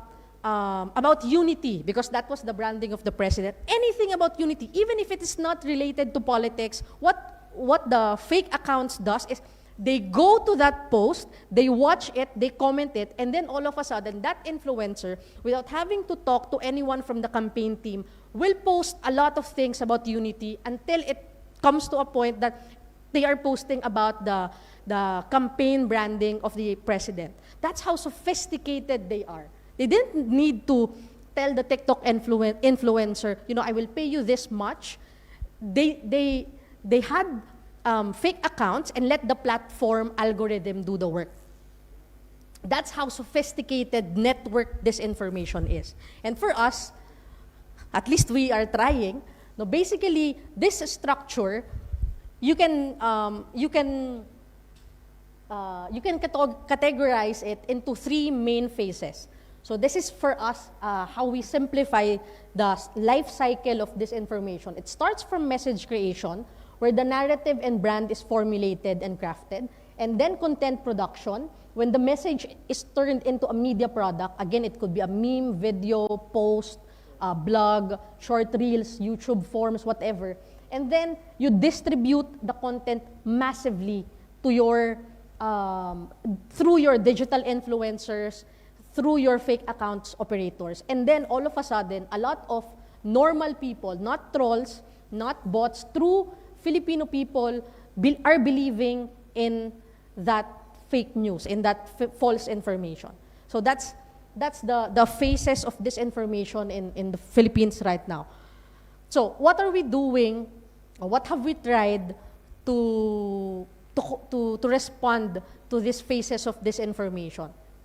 So for the content distribution, at least the easiest part, no? So we did a lot of debunking and brigading and canceling. Not us, meaning us, the Liberal Party, no, but a lot of organizations, a lot of organizations who believes that disinformation is a critical problem. So we do a lot of positive branding. We pre-bunk. So debunking and pre-bunking is basically saying that, this is false information, this is what happened, etc., etc. And then, of course, fact-checking is there, source verification, legal responses where you try to file a case against a fake news peddler, and a lot of social interventions. No? For the message creation and the content production phases, this is something that we recently just realized. well, so recent that it was just after the 2022 elections, no? So basically, what we're trying to do is to expose the architects and support the whistleblowers. So, for example, an influencer that has 100,000 views, 100,000 followers, we know for a fact that he or she is paid by the government, no, through a series of paper trail by the government themselves. So we try to expose them, or at least the organizations or some good people from the government are exposing them, and then, of course, supporting those whistleblowers. No, but at the end of the day, disinformation is not a short-term problem. It's a long-term problem that requires long-term solutions. No? So for the next 20, 30 years or so, what we want to do is to create or draft policies and legislations that basically reforms tech company social media platforms. You know, like for example, one of the movements is trying to lobby to the Congress to make sure that the algorithms of TikTok or Facebook will be transparent to the public. So that's one of the things that they are trying to lobby for. Of course, that has some that's very smart, because right now there are a lot of whistleblowers from Facebook itself that are saying that the algorithm of Facebook is skewed towards disinformation, and there is really a need to study these platforms. No? Of course, there's platform reform that is for accountability and transparency. So it's basically raising awareness to the public. And part of this also is basically trying to change the curriculum to improve it. You know? I think it was the colleague from the Chiang Mai University who said that it's actually, education is part of the problem why this information exists. And it is true. In fact, across the globe, there's only one country winning this information. It's Finland. Why? Because they integrated this information into their curriculum at the basic level, at the bachelor's level, at the secondary and tertiary level. They integrated this information not just as a subject, but in every subject. Like, for example, they teach literature. So there's a module inside the curriculum that says, okay, so this is how arts and literature are used to spread disinformation. So in a math subject, they are saying, okay, so this is how we manipulate data to spread disinformation. So they are at the basic education level, they are already teaching children to be critical when it comes to processing any kind of information they see. And that's one of the things that we also want to do. But again, it is not a short-term solution. It is a long-term solution. No? And then, of course, industry reform in the marketing, in the political marketing, in the advertising and PR industry level. And this 6 things, no, basically supporting local journalism. It is very important to support neutral media because they themselves do not know that they are also the ones suffering from disinformation. In fact, in order for a disinformation to be so sophisticated, the first thing that you need to do is to destroy the trust of the people to traditional media. You have to make people believe that media is so biased that you cannot believe them, so that they can only believe what is being spread on social media. So there's also a need, of course, to create new funding models for journalists, because right now, journalists, the business of journalism is in decline, because who will pay for example, what kind of company will pay to advertise on any newspaper, right? I mean, they would rather spend their money on SOCMED, social media. So newspapers are losing money that they cannot hire good journalists. Right? And of course, there's a need, of course, to do a lot of media and information literacy campaigns. And there's a need to build an online knowledge resource base. So this means that at any point in time, the truth should always be accessible to the public. No? And then, of course, it is so important to build safe, democratic, and deliberative spaces so that people can still talk to each other in an open and enriching manner. This information cannot always be something that, I mean, you cannot have a true democracy wherein people would say, well, I saw in Facebook that this is what's happening. How can we know that what they read, what they are reading on social media is true? And most often than not, like what my colleague said, no, when it is shared by your friends, by your peers, you believe it sometimes no matter what. It's confirmation bias. Because you trust that person, because you believe in that person, you would believe in anything that they say. Now, you come to Congress or to the Parliament and say, no, what my constituents saw in Facebook is this, and that. It's not a safe, democratic, and deliberative space for democracy to prosper. And then the last thing that we are trying to do right now is to build spaces for cross-sectoral and cross-organizational exchange. No, this information problem requires sector-specific and organization-specific solutions. Each and every actor of the society, each and every organization of the society should be doing something to combat disinformation because it is a long game. It is a long-term problem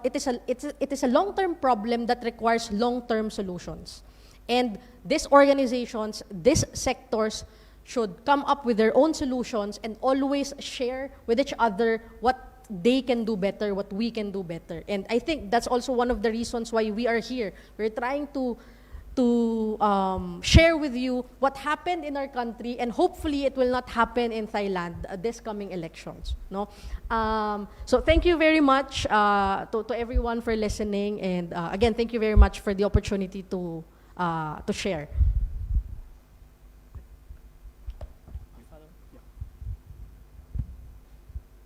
All right, thank you so much, Jobelle. I'm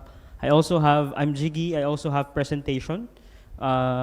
Let's just wait for it to come up. Okay. So my presentation will focus now on how volunteerism played in a fight against disinformation. As Jobelle mentioned, their operations, I mean the operations of the adversaries of democracy agents are well oiled. No, they funded. You have seen in the level of marketing firms up to the level of the third level of sharers of this information are well paid. So here, in our Philippine context, we try to put up a fight on the manner of volunteerism. So let's see. We are Pink Revolution because our color of our campaign last year was pink. So I don't know if you have seen, guys. So seeing people in pink makes me, at home. Okay, so at the outset, prior to 2022 Philippine elections, the online environment is hostile to us, to liberals. No, we are in no match to their online machinery. Simply, they have a big structure ready to manufacture any story or anything that they want at their disposal. So at the outset, we are already at the disadvantage side because they have a big structure online that if they want to say that if they want to manufacture a story, they can just easily do it in a snap, as being shown by Jobelle a while ago. So, and it was confirmed, in fact, by a study, not by us, not by liberals, but by study, that she is the leader of the opposition, she is liberal, was the biggest disinformation victim in the Philippines. No? She was targeted to the point that her reputation has to be bad. Even if she performs well in her office, even if he discharges her duties well in her office. And you see, corollarily, that while Robredo is the biggest victim, the one who gains the most out of it is the one contending the leader of the opposition. So it doesn't. I mean, it needless to say that one gain most out of someone's expense. So, you see also here that the target of according to a Czech PH, is an NGO that studies about the disinformation in the Philippines. You see that 36% of disinformation goes to Marcos, while 47% goes to Robredo, the Pink campaign. And on that 47%, 94% of it is about negative. One thing it means is it has to be put down. She has to be put down with bad reputation, with bad allegations and all. So she was really targeted from the get-go. Before she even assumed her office, she was even targeted as the one who destabilized the government, the one who very contrarian and not Filipino, cooperating with people outside of the country because we have an issue of ICC investigation and all. So things like that. Obviously, she was targeted and she was meant to be she was meant to be disinformed. So our chief problem, what's our chief problem? We realized that our chief problem then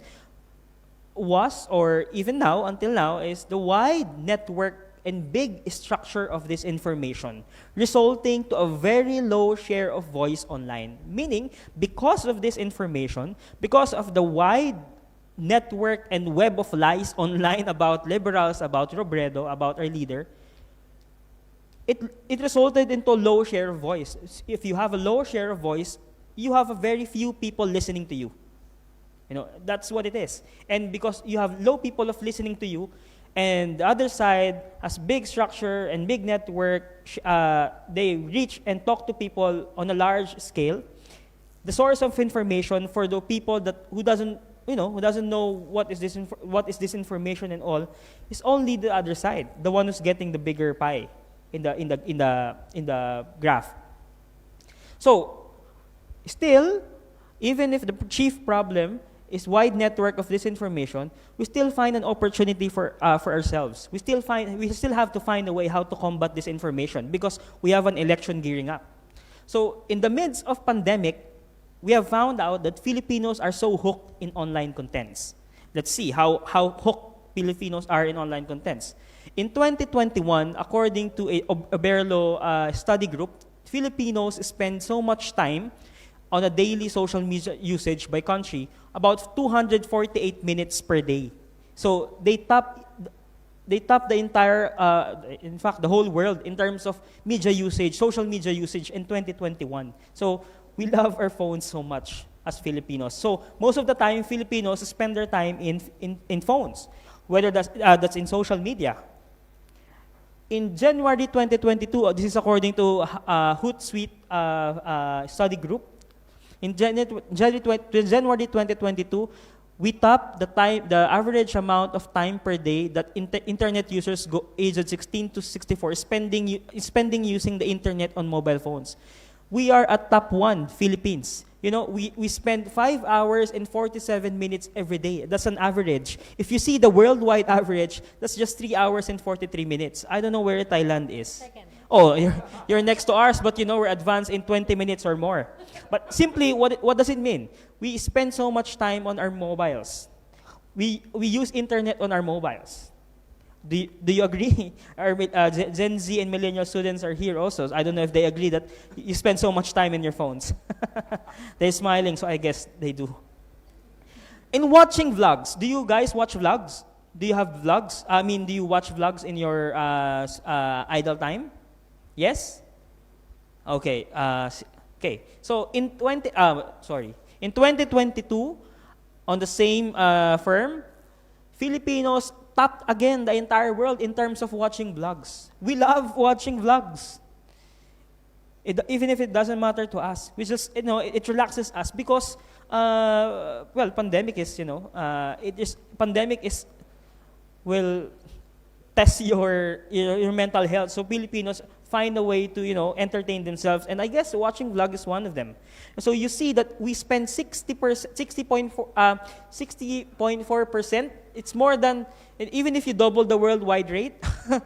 we're more than that. Philippines. So we watch vlogs all of the time. 60% of our time spent on vlogs. 60% of our usage on internet is spent on vlogs, on watching vlogs. Streaming content, TV content via the internet. These are examples of Netflix. I don't know if you have Disney also. We also tap it. We're still there at 98.3%. Another thing, do you also have content creators who are into online games, the ML things and all? We also top it. Philippines also bagged top one. And Thailand is second, so we still need to keep ahead. Okay, so what does it mean? Simply it means, okay, last thing, the following of influencers on social media, Filipinos love following social media influencers. So we have a lot of social media influencers, and Filipinos love them. They adore them.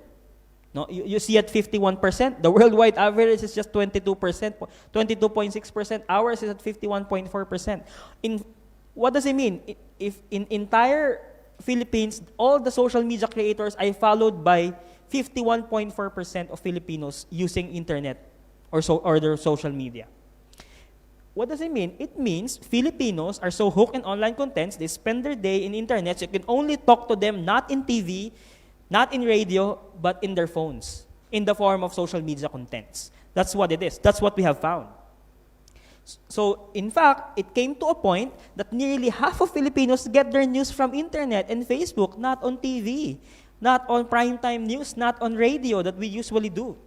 You know, so I guess this is also the manifestation of a trend in decline of media trust. So what did we do? As a leader, as opposition, as members of the opposition then, we tapped the social media influencers, celebrities, key opinion leaders, their first,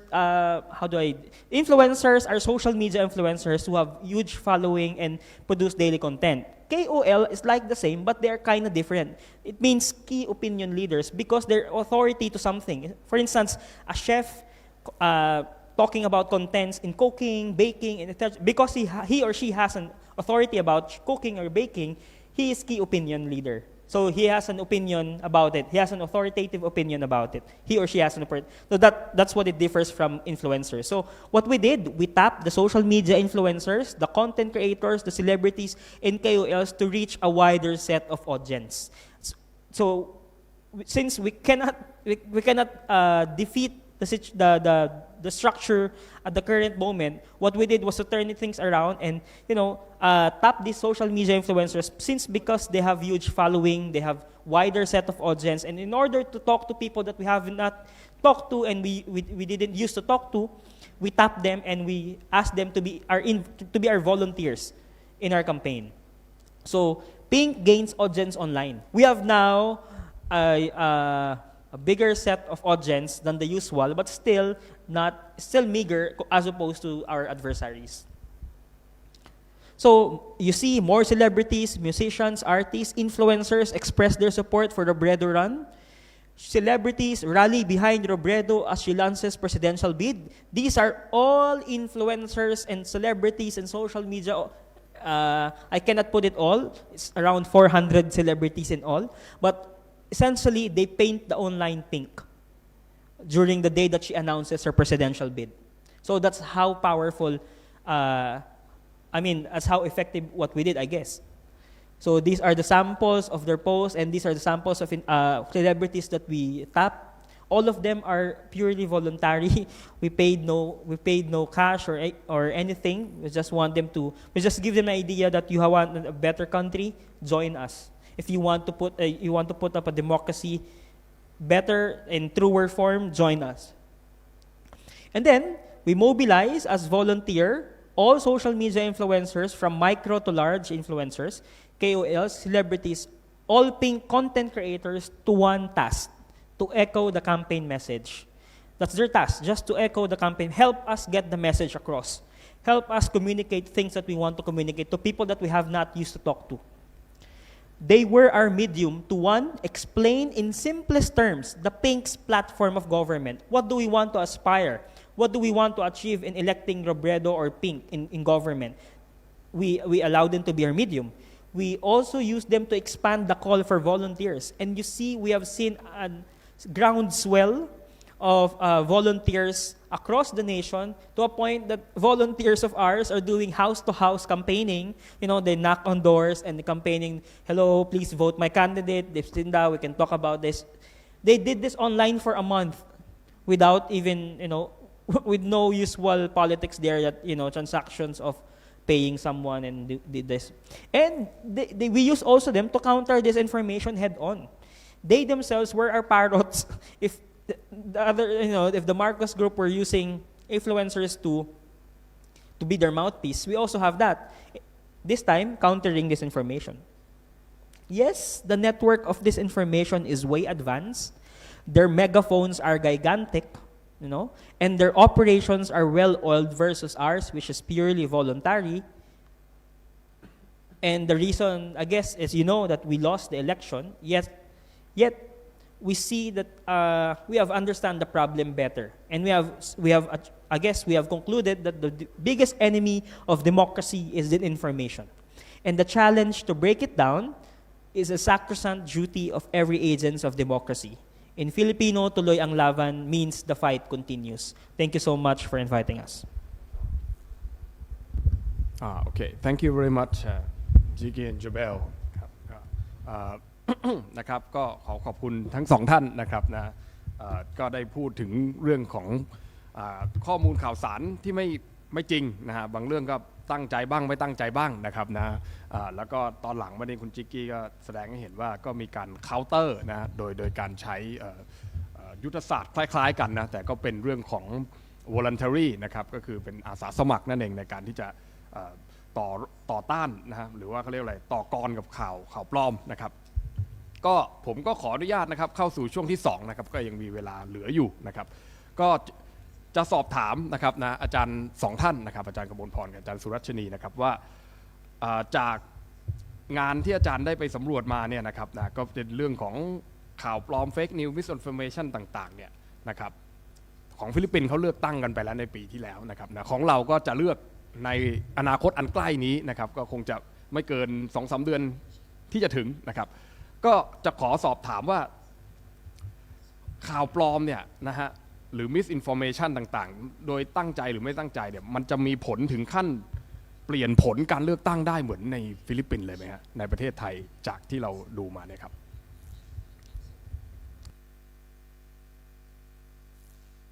โอเคค่ะตอบเป็นไทยแล้วกันเนาะค่ะก็คือคิดว่าน่าจะต้องดูกันต่อไปเพราะว่าอย่างที่บอกตอน conclusion นะคะว่า speculation มันไม่เท่ากับการทำ research เนาะอาจจะต้องมีการ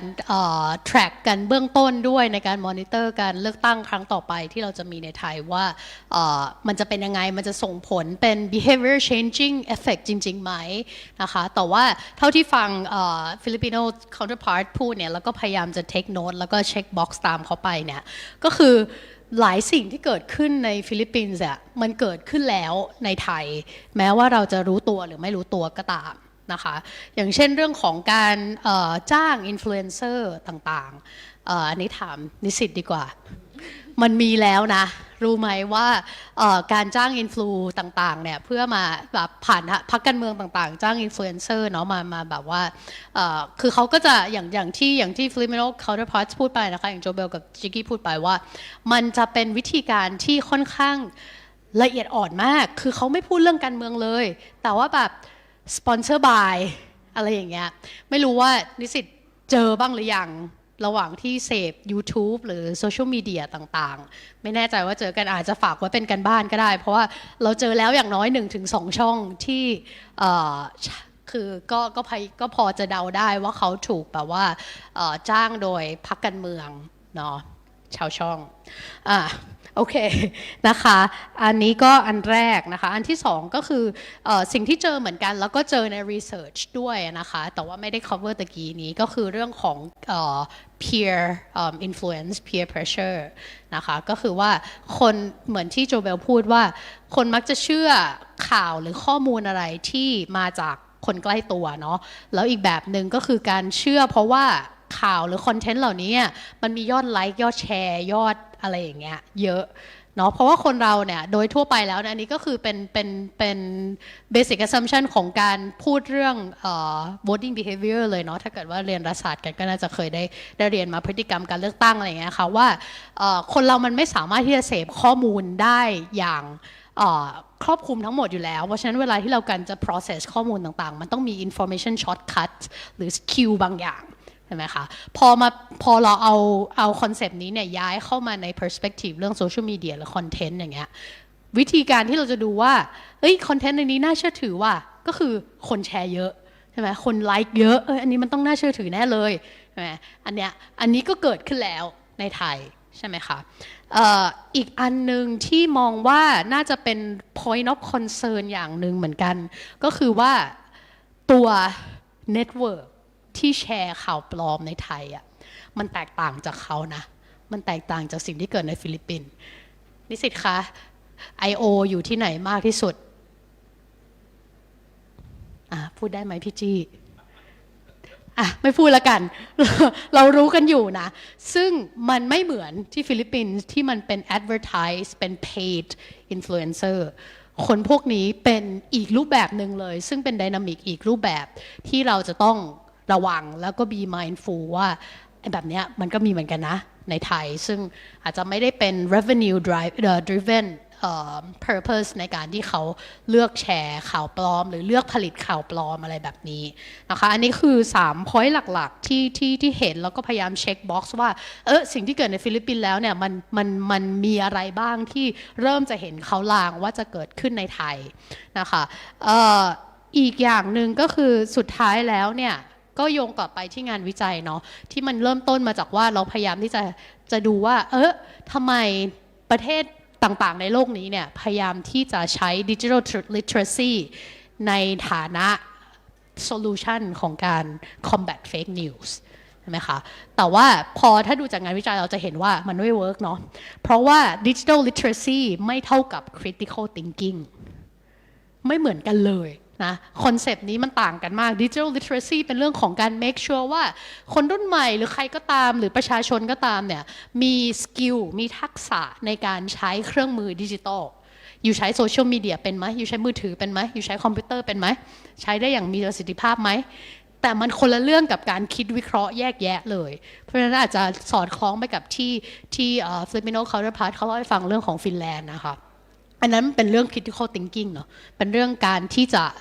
ปลูกฝังสกิลคิดวิเคราะห์แยกแยะให้กับเด็กและเยาวชนหรือแม้กระทั่งประชาชนเนี่ยตั้งแต่เริ่มต้นให้เขาเข้าใจมากขึ้นว่าคิดวิเคราะห์แยกแยะคืออะไร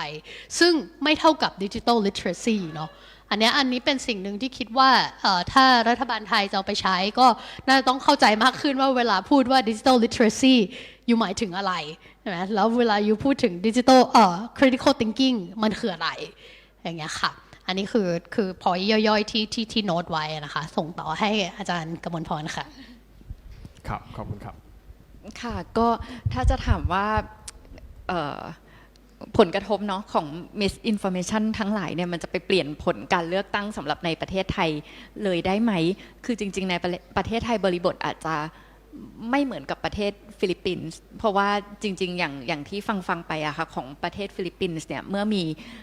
ข่าวลวงข่าวปลอมหรือการให้ข้อมูลที่บิดเบือนใดๆเนี่ยคนที่จะเชื่อเนี่ยจะเป็น grassroots people ใช่ไหมคะจะเป็นคือเรียกง่ายๆก็จะอาจจะเป็นรากหญ้าซึ่งประชากรกลุ่มนี้คือเยอะมากแล้วมันก็จะส่งผลกับการชนะการเลือกตั้งได้นะคะซึ่งมันก็ต้องหันกลับมาดูในประเทศไทยว่าบริบทของเราเนี่ยมันจะเหมือนทางฟิลิปปินส์มากน้อยแค่ไหนนะคะซึ่งจริงๆอย่างในประเทศไทยอะค่ะการแชร์ข้อมูลข่าวสารหรือข้อมูลที่บิดเบือนเนี่ยมันก็มีให้เห็นอยู่แล้วนะคะเพียงแต่ว่ามันอย่างสมมติแชร์ไปทาง Facebook อย่างเงี้ยค่ะมันก็จะเป็นกลุ่มคนที่มีความคิดเห็นเหมือนกันก็จะแชร์กันไปเรื่อยๆแล้วพอเราสังเกตเห็นว่าพอแชร์กันไปเรื่อยๆมันจะมีคอมเมนต์ที่อยู่ข้างใต้แล้วคอมเมนต์ที่อยู่ข้างใต้เนี่ยบางทีก็ให้ข้อมูลอะไรซึ่งเราก็ไม่รู้จริงเท็จแค่ไหนแต่ถ้าคนเชื่อในความคิดเดียวกันเนี่ยเขียนอะไรไปนิดนึงอ่ะมันก็จะเชื่อคือต่อให้มันเป็น ข้อมูลปลอมก็ตามนะคะแล้วยิ่งถ้าเป็นกลุ่มคนที่เปลี่ยนขั้วได้ง่ายหรือว่าเป็นกลุ่มคนที่อาจจะสมมติไม่มีอะไรอยู่ในใจอะแต่ถ้ามีข้อมูลอะไรบางอย่างที่มันไปกระทบกับความเชื่อของเขาแล้วยิ่งเข้าไปอ่านในสื่อเหล่านี้มากขึ้นเรื่อยๆก็อาจจะเชื่อแล้วมันก็อาจจะเปลี่ยนผลการเลือกตั้งไปได้นะคะแล้วก็จริงๆอาจจะลองดูเวลาเ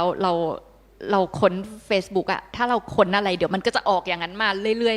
รื่อยๆแล้วมันก็จะขึ้นมาฟีดหน้าแรกอะที่มันเป็นไปตามความเชื่อของเราอะเข้าใจว่ามันน่าจะเป็นอัลกอริทึมของตัวสื่อต่างๆเหล่านี้เองที่มันกระทบอะค่ะเพราะฉะนั้นจริงๆสิ่งที่สำคัญเนี่ยมันอาจจะต้องอยู่ที่การสร้างความตระหนักรู้เนาะให้กับประชาชนให้กับสาธารณะมากขึ้นนะคะว่าจะรู้ได้ยังไงว่าไหนเป็นข่าวปลอมอันไหนเป็นข่าวจริงอันไหนเป็นข้อมูลที่บิดเบือนนะคะแล้วค่อยมาว่ากันว่าสิ่งเหล่านั้นเนี่ยมันจะไปกระทบกับผลการเลือกตั้งมากน้อยแค่ไหนค่ะครับก็ขอบคุณอาจารย์มากครับก็พูดถึงเรื่อง Digital Literacy นี่ผมก็นึกถึงตอนนี้เป็นข่าวกันในปัจจุบันนี้แอปดูดเงินอะไรต่างๆเหล่านี้นะครับก็ มาจากการที่เราไปกดลิงก์อะไรก็ไม่รู้นะแล้วบางทีมันก็ขึ้นเป็นป๊อปอัพเป็นแชทขึ้นมาแล้วเราก็มันเหมือนกับบริษัทที่เราติดต่ออยู่ทุกวันเงี้ยบางคนซื้ออุปกรณ์ไอทีก็เป็น advice.co.th อะไรเงี้ยมันก็มาหลอกว่าซื้อนี้พอทำไปทำมาเนี่ยบางคน literature สูงนะ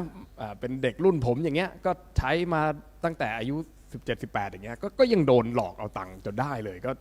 มันก็ต่างกันนะฮะกับ critical thinking ที่อาจารย์บอกแล้วก็มันก็ขึ้นกับมากน้อยนะครับใช่ไหมฮะว่ามันมีอิทธิพลต่อการเมืองในบ้านเรามากน้อยขนาดไหนซึ่งในฟิลิปปินส์อาจจะเยอะมากที่เขาเอาสถิติขึ้นมาให้ดูว่าทุกอย่างเลยนะฟิลิปปินส์ชนะขาดหมดแล้วทั้ง V-Lock ทั้งอะไรต่างๆเหล่านี้นะครับก็ผมก็เลยมีคำถามที่2นะครับนะเพราะว่าถือว่าคำถามแรกนั้น2ท่านได้ตอบไปในการ presentation แล้วนะครับนะก็คำถามที่2นะครับผมจะขอถามนะครับเดี๋ยวผมจะถามเป็นภาษาอังกฤษก่อนแล้วกันแล้วเดี๋ยวผมจะถามเป็นภาษาไทยทีหลังนะครับนะshould there be a government agency or civil society organizations to filter, counter, or provide a truthful information in order to solve such political problems regarding misinformation or fake news in the long term, or the state should be the one who manage this. Yeah.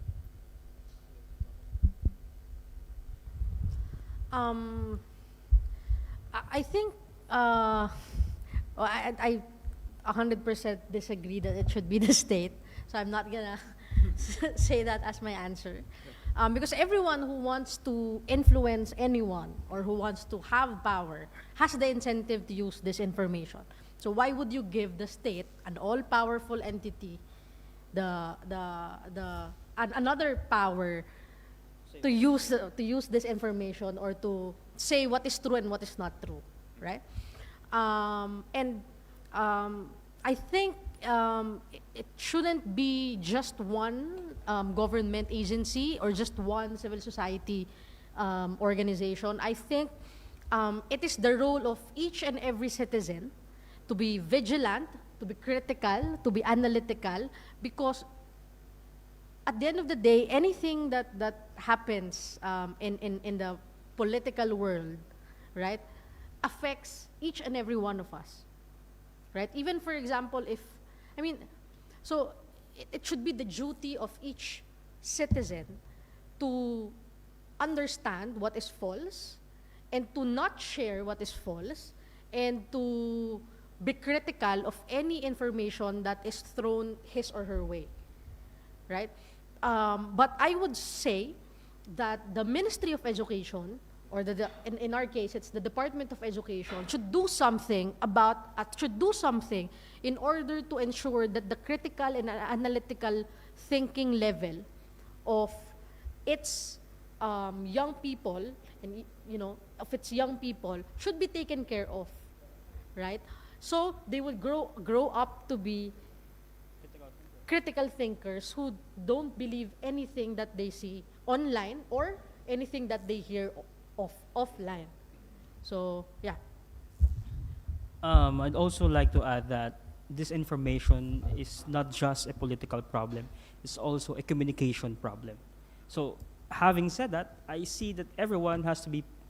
following Jobelle's answer, I fully agree with her answer that number one, government shouldn't be the one who say what's not true and what is true. It's not their job. Their job is to protect freedom of expression, freedom of information. But since this is a communication problem, it behooves everyone, every sector, every individual to join in answering, in giving solutions to that communication problem. Because the disinformation is about who has a larger voice in society. That's essentially the point of disinformation. And you have an intention and bad intention and all comes in because you have a large share, you have essentially a megaphone. How to ensure that everyone has their megaphones, I guess, which following Jobelle's answer is making and ensuring that every citizens, every sectors are playing their roles to ensure that everyone has an equal access of opportunity of these microphones. And I guess that's the right approach,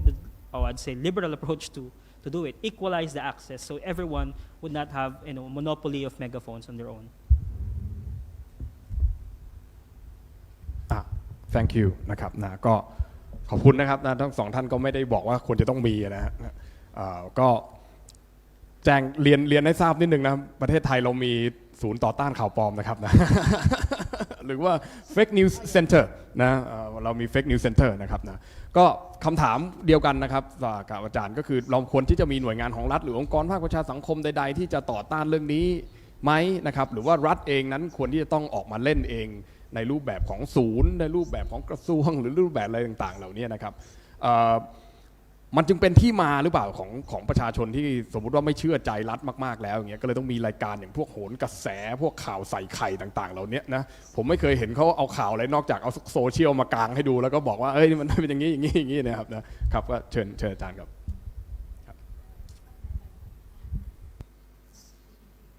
จริงอย่างโหนกระแสนี้ก็เป็นการตรวจสอบอย่างหนึ่งเหมือนกันนะแต่มันก็จะว่าไปมันก็สนุกไปอย่างหนึ่งแต่ว่าคือถ้าเรามองถึงมาตรฐานหรือแนวปฏิบัติหรืออะไรก็ตามที่มันค่อนข้างจะเป็นทางการอ่ะในมุมมองของตัวเองอ่ะอาจจะทำงานในลักษณะของ co-regulation ซึ่งมันก็อาจจะเป็นการผสานความร่วมมือระหว่างตัวหน่วยงานภาครัฐเององค์กรสื่อสภาวิชาชีพรวมไปถึงองค์กรภาคประชาสังคมแต่ว่ามันก็อีกอะค่ะว่าต้องมั่นใจว่ากลุ่มคนเหล่านี้ต้องมีความเป็นกลางแล้วก็ต้องไม่เอ็นเอียงต้องไม่ไบแอสแต่ว่าถ้าเกิดสมมติกลุ่มคนเหล่านี้มารวมกันแล้วก็ทำงานเพื่อประโยชน์สาธารณะจริงๆนะคะซึ่งมันก็อาจจะแอบสแตรกไปนิดนึงนะแต่ว่าคือก็อย่างที่บอกอะค่ะถ้ากลุ่มคนเหล่านี้มีเป้าหมายเพื่อสาธารณะนะคะการรวมตัวของกลุ่มคนเหล่านี้ในการตรวจสอบข่าวปลอมในการเช็คในการช่วยชี้แจงข้อเท็จจริงในการค้นหาข้อเท็จจริงทั้งหลายนะคะแล้วก็ส่งผ่านไปที่สาธารณะอะค่ะมันก็จะช่วยทำให้สาธารณะได้รับรู้ข้อมูลในอีกมุมนึงอะนะคะซึ่งจริงๆไม่แน่ใจเหมือนกันนะว่าอาจจะตั้งเป็นศูนย์หรือเป็นอะไรสักอย่างหนึ่งขึ้นมานะคะแล้วก็อาจจะต้องมีหน้าที่ในหลายๆอย่างแต่ก็อย่างที่บอกอะค่ะว่าก็ควรจะต้องมีความ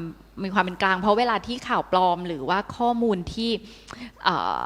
บิดเบือนเนี่ยเวลามันออกมาเนี่ยมันต้องรีสปอนส์ให้เร็วที่สุดเพราะว่าข่าวเหล่านี้ค่ะเวลามันกระจายไปทางโซเชียลมีเดียเนี่ยมันไปเร็วมากแล้วยิ่งถ้าเรารีสปอนส์ช้าเท่าไหร่เนี่ยความเชื่อของคนมันก็เกิดไปเท่านั้นแล้วพอคนมีความเชื่อเนี่ยจะไปเปลี่ยนความเชื่อหรือความคิดมันก็อาจจะยากนะคะเพราะฉะนั้นเนี่ยนั่นแปลว่ามันอาจจะต้องมีกลไกอะไรบางอย่างที่ไปรีสปอนส์กับข้อมูลที่มันเป็นความจริงการตรวจสอบที่มันเป็นความจริงแล้วก็อีกอันนึงอ่ะจริงๆเหมือนเราก็เคยมีนะคะcrowd sourcing ที่มันมีกลไกตัวนี้ค่ะในการ เทคโนโลยีเนาะเทคโนโลยี crowdsourcing นะคะที่มันอาจจะไปช่วยให้แบบชุมชนออนไลน์ในการแบบตรวจสอบข้อมูลข่าวสารทั้งหมดอะมันก็อาจจะเป็นกลไกหนึ่งก็ได้นะคะ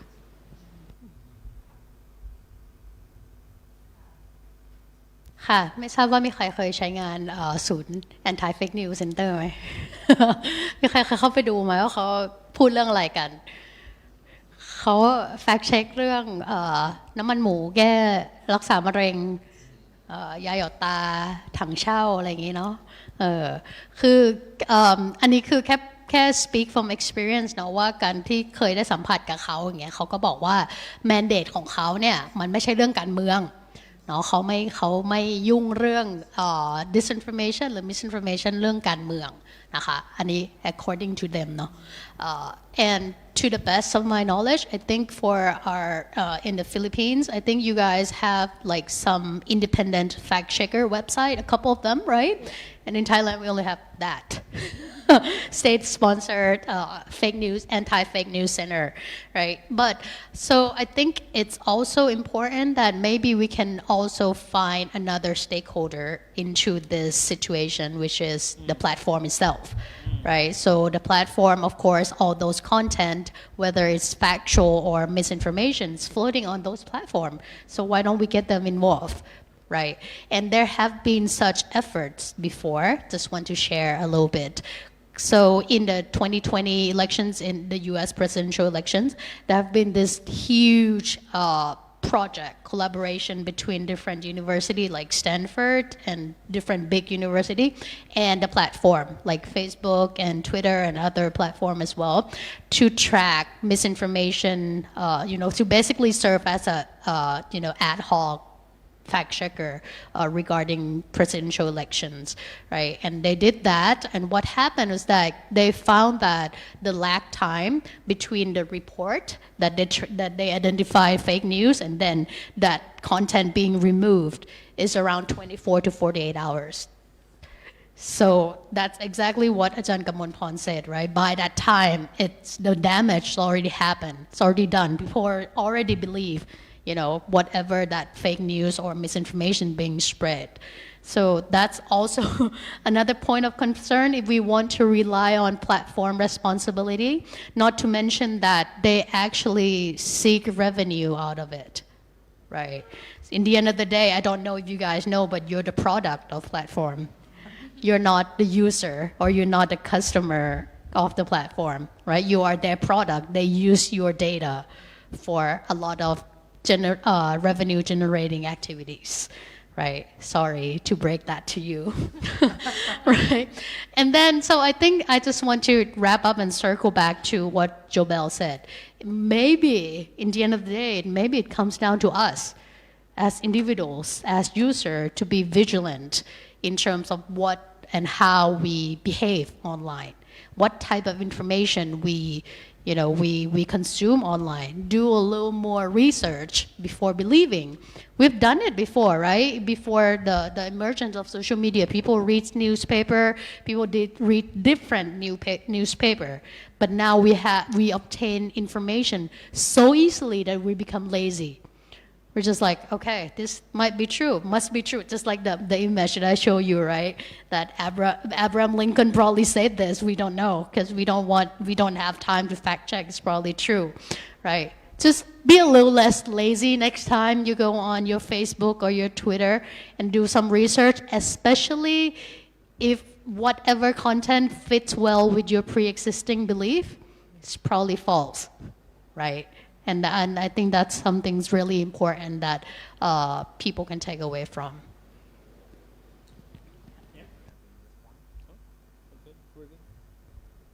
นะครับก็ขอบคุณนะครับ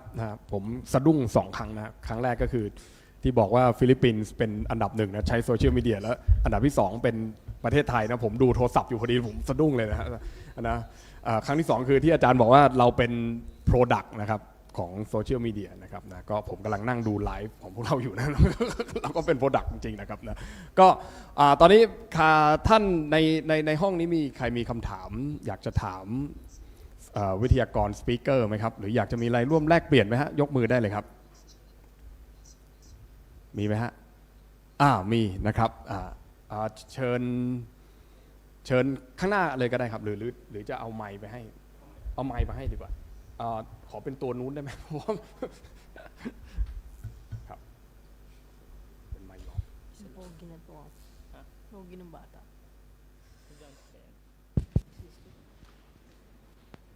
Hello, good afternoon. My name is Wong Pan from Thai Online Media, d101.world. Thank you very much for your presentations, and I would like to ask two of you.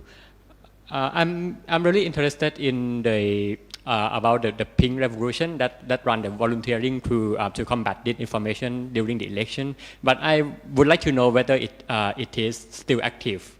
in this day after the election or not. Right. This is the first question, and the second one.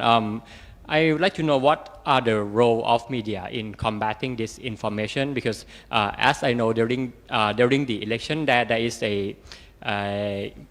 fact-checking alliance called Fact First PH. So I would like to know whether it is effective enough to combat this problem.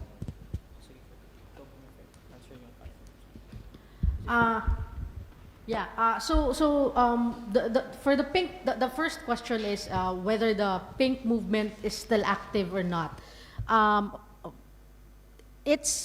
We're still trying to mobilize and consolidate the movement, but of course,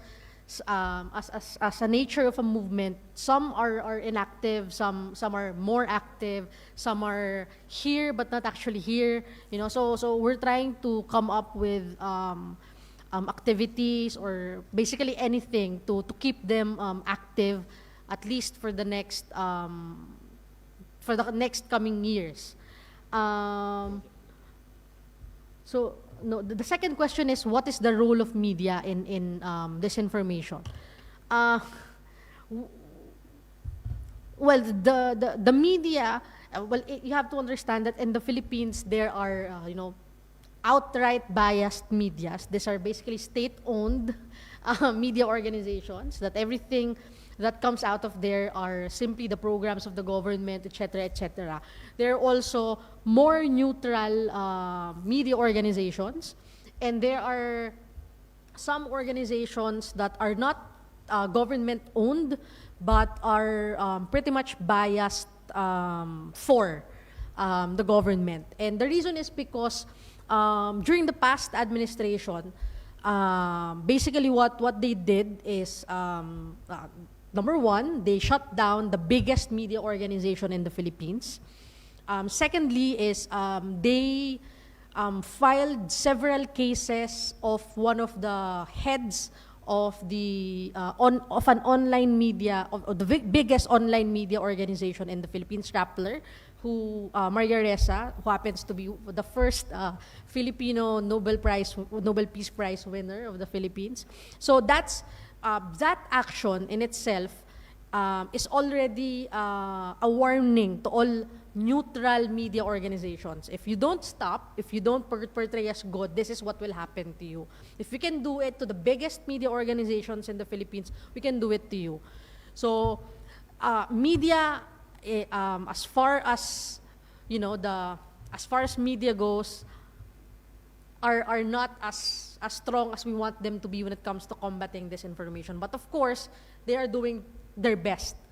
Secondly, is, for example, Facts First PH is actually an organization that does fact-checking, a source verification. If a certain government official or political candidate says something, they fact-check it.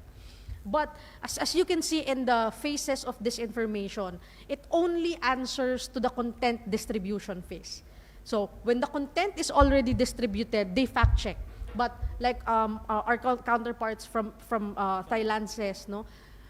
when they say that it's false information, it has already been spread all throughout all throughout social media. So it doesn't really do much in terms of solving the complex problem of disinformation. But of course, it is important that people do that. No, I'd just like to add, again, I guess I'd like to give some reasons why the Pink Revolution or the Pink movement kind of toned down a little bit. Because,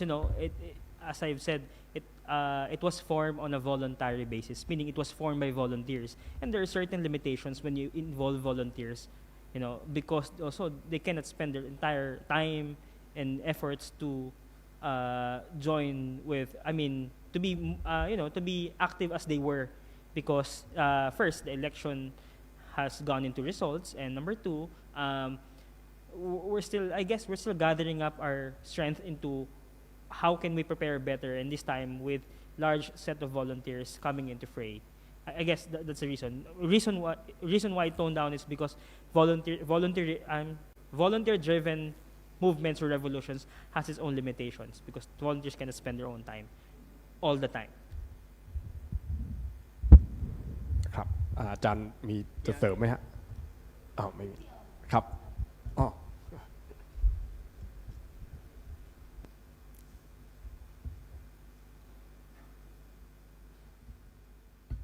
Okay, not claiming to be Filipino politics expert, and you can verify me as well. But from talking to some of my Filipinos friends as well, I think the Marcos Jr. Campaign, might as well say his name, right? It's here in Thailand, but so I think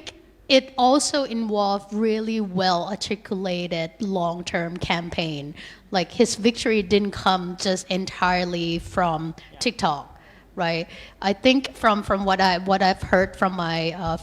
other Filipino colleagues, they also said that there has been change in Filipinos like educational curriculum, I think, to kind of erase the trace of Marcos' legacy out of the Filipino history curriculum. So what happened is that younger people do not know that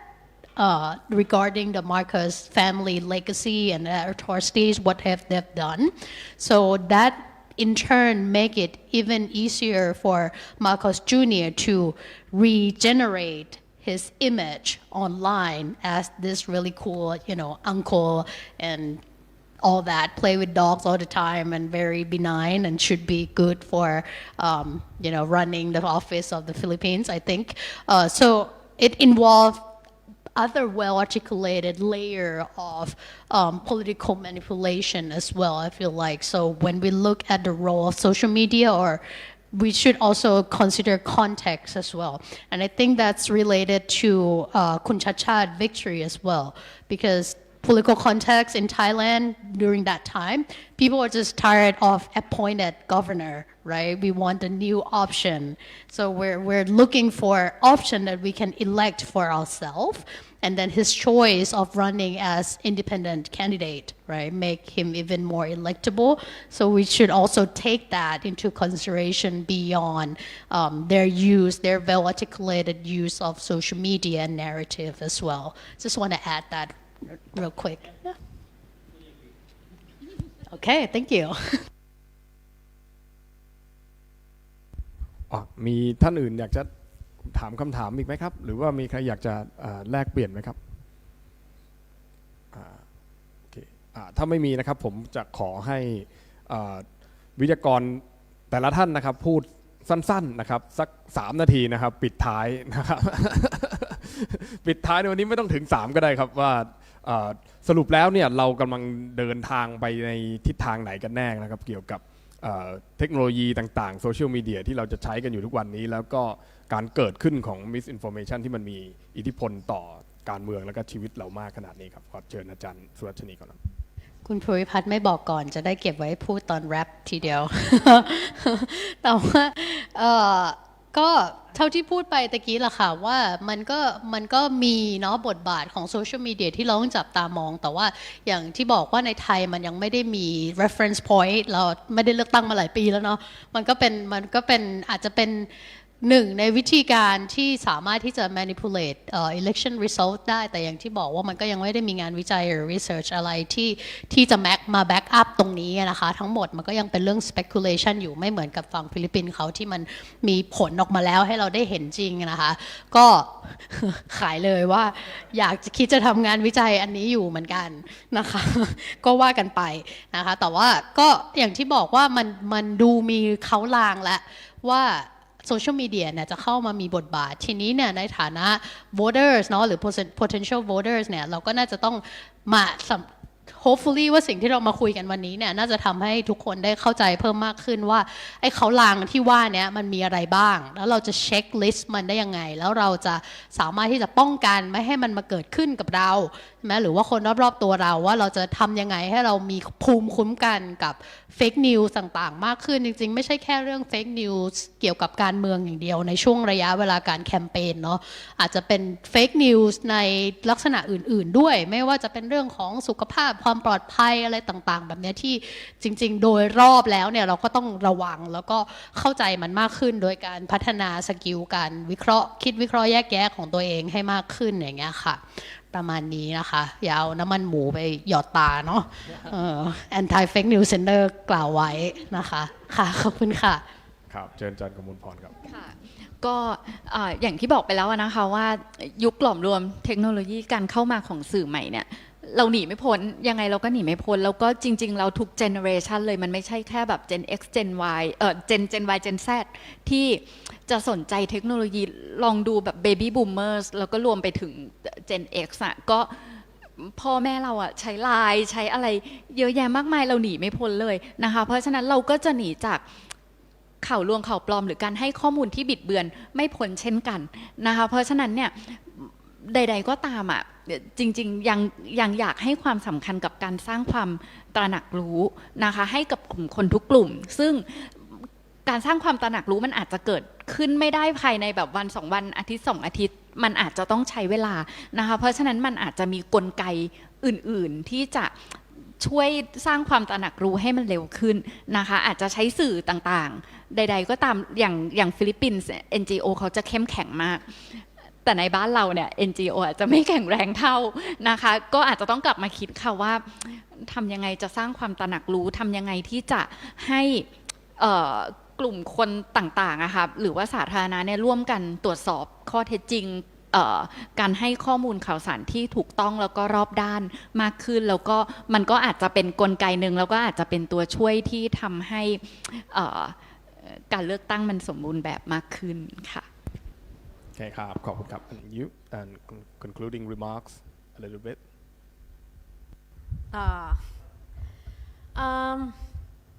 I just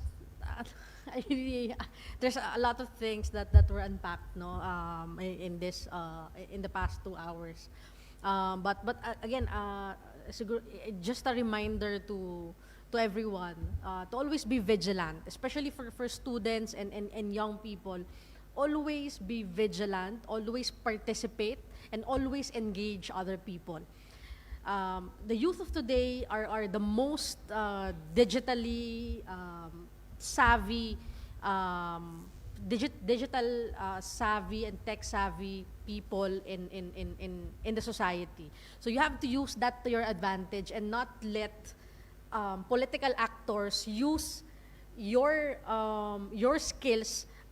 at your disadvantage. No? And it has to be you who should rally other people to be more critical, and you do it not in a manner that is not in a manner that tells them like you're believing this information, this is what you should believe. Not like that, because that has been one of the problems with our volunteers, because they felt like they know that there's this information, so they cannot engage with other people who are being duped with this information. So as young people, as students, especially as students of a field that is very critical and analytical, you have to be the ones who should take the lead, especially in this coming elections in Thailand. And again, disinformation is a very complex problem that requires long-term solutions, and it requires each and every one of us to step up, go out of our echo chamber, online and offline, and just continue to build relationships and open conversations with other people about politics and other things. No, and I guess that's it. Thank you very much. When we were invited here by Mary, okay, can you talk about your Philippine experience in disinformation? Okay, Mary, probably we could share how not to win an election. Okay, because we didn't win, obviously. But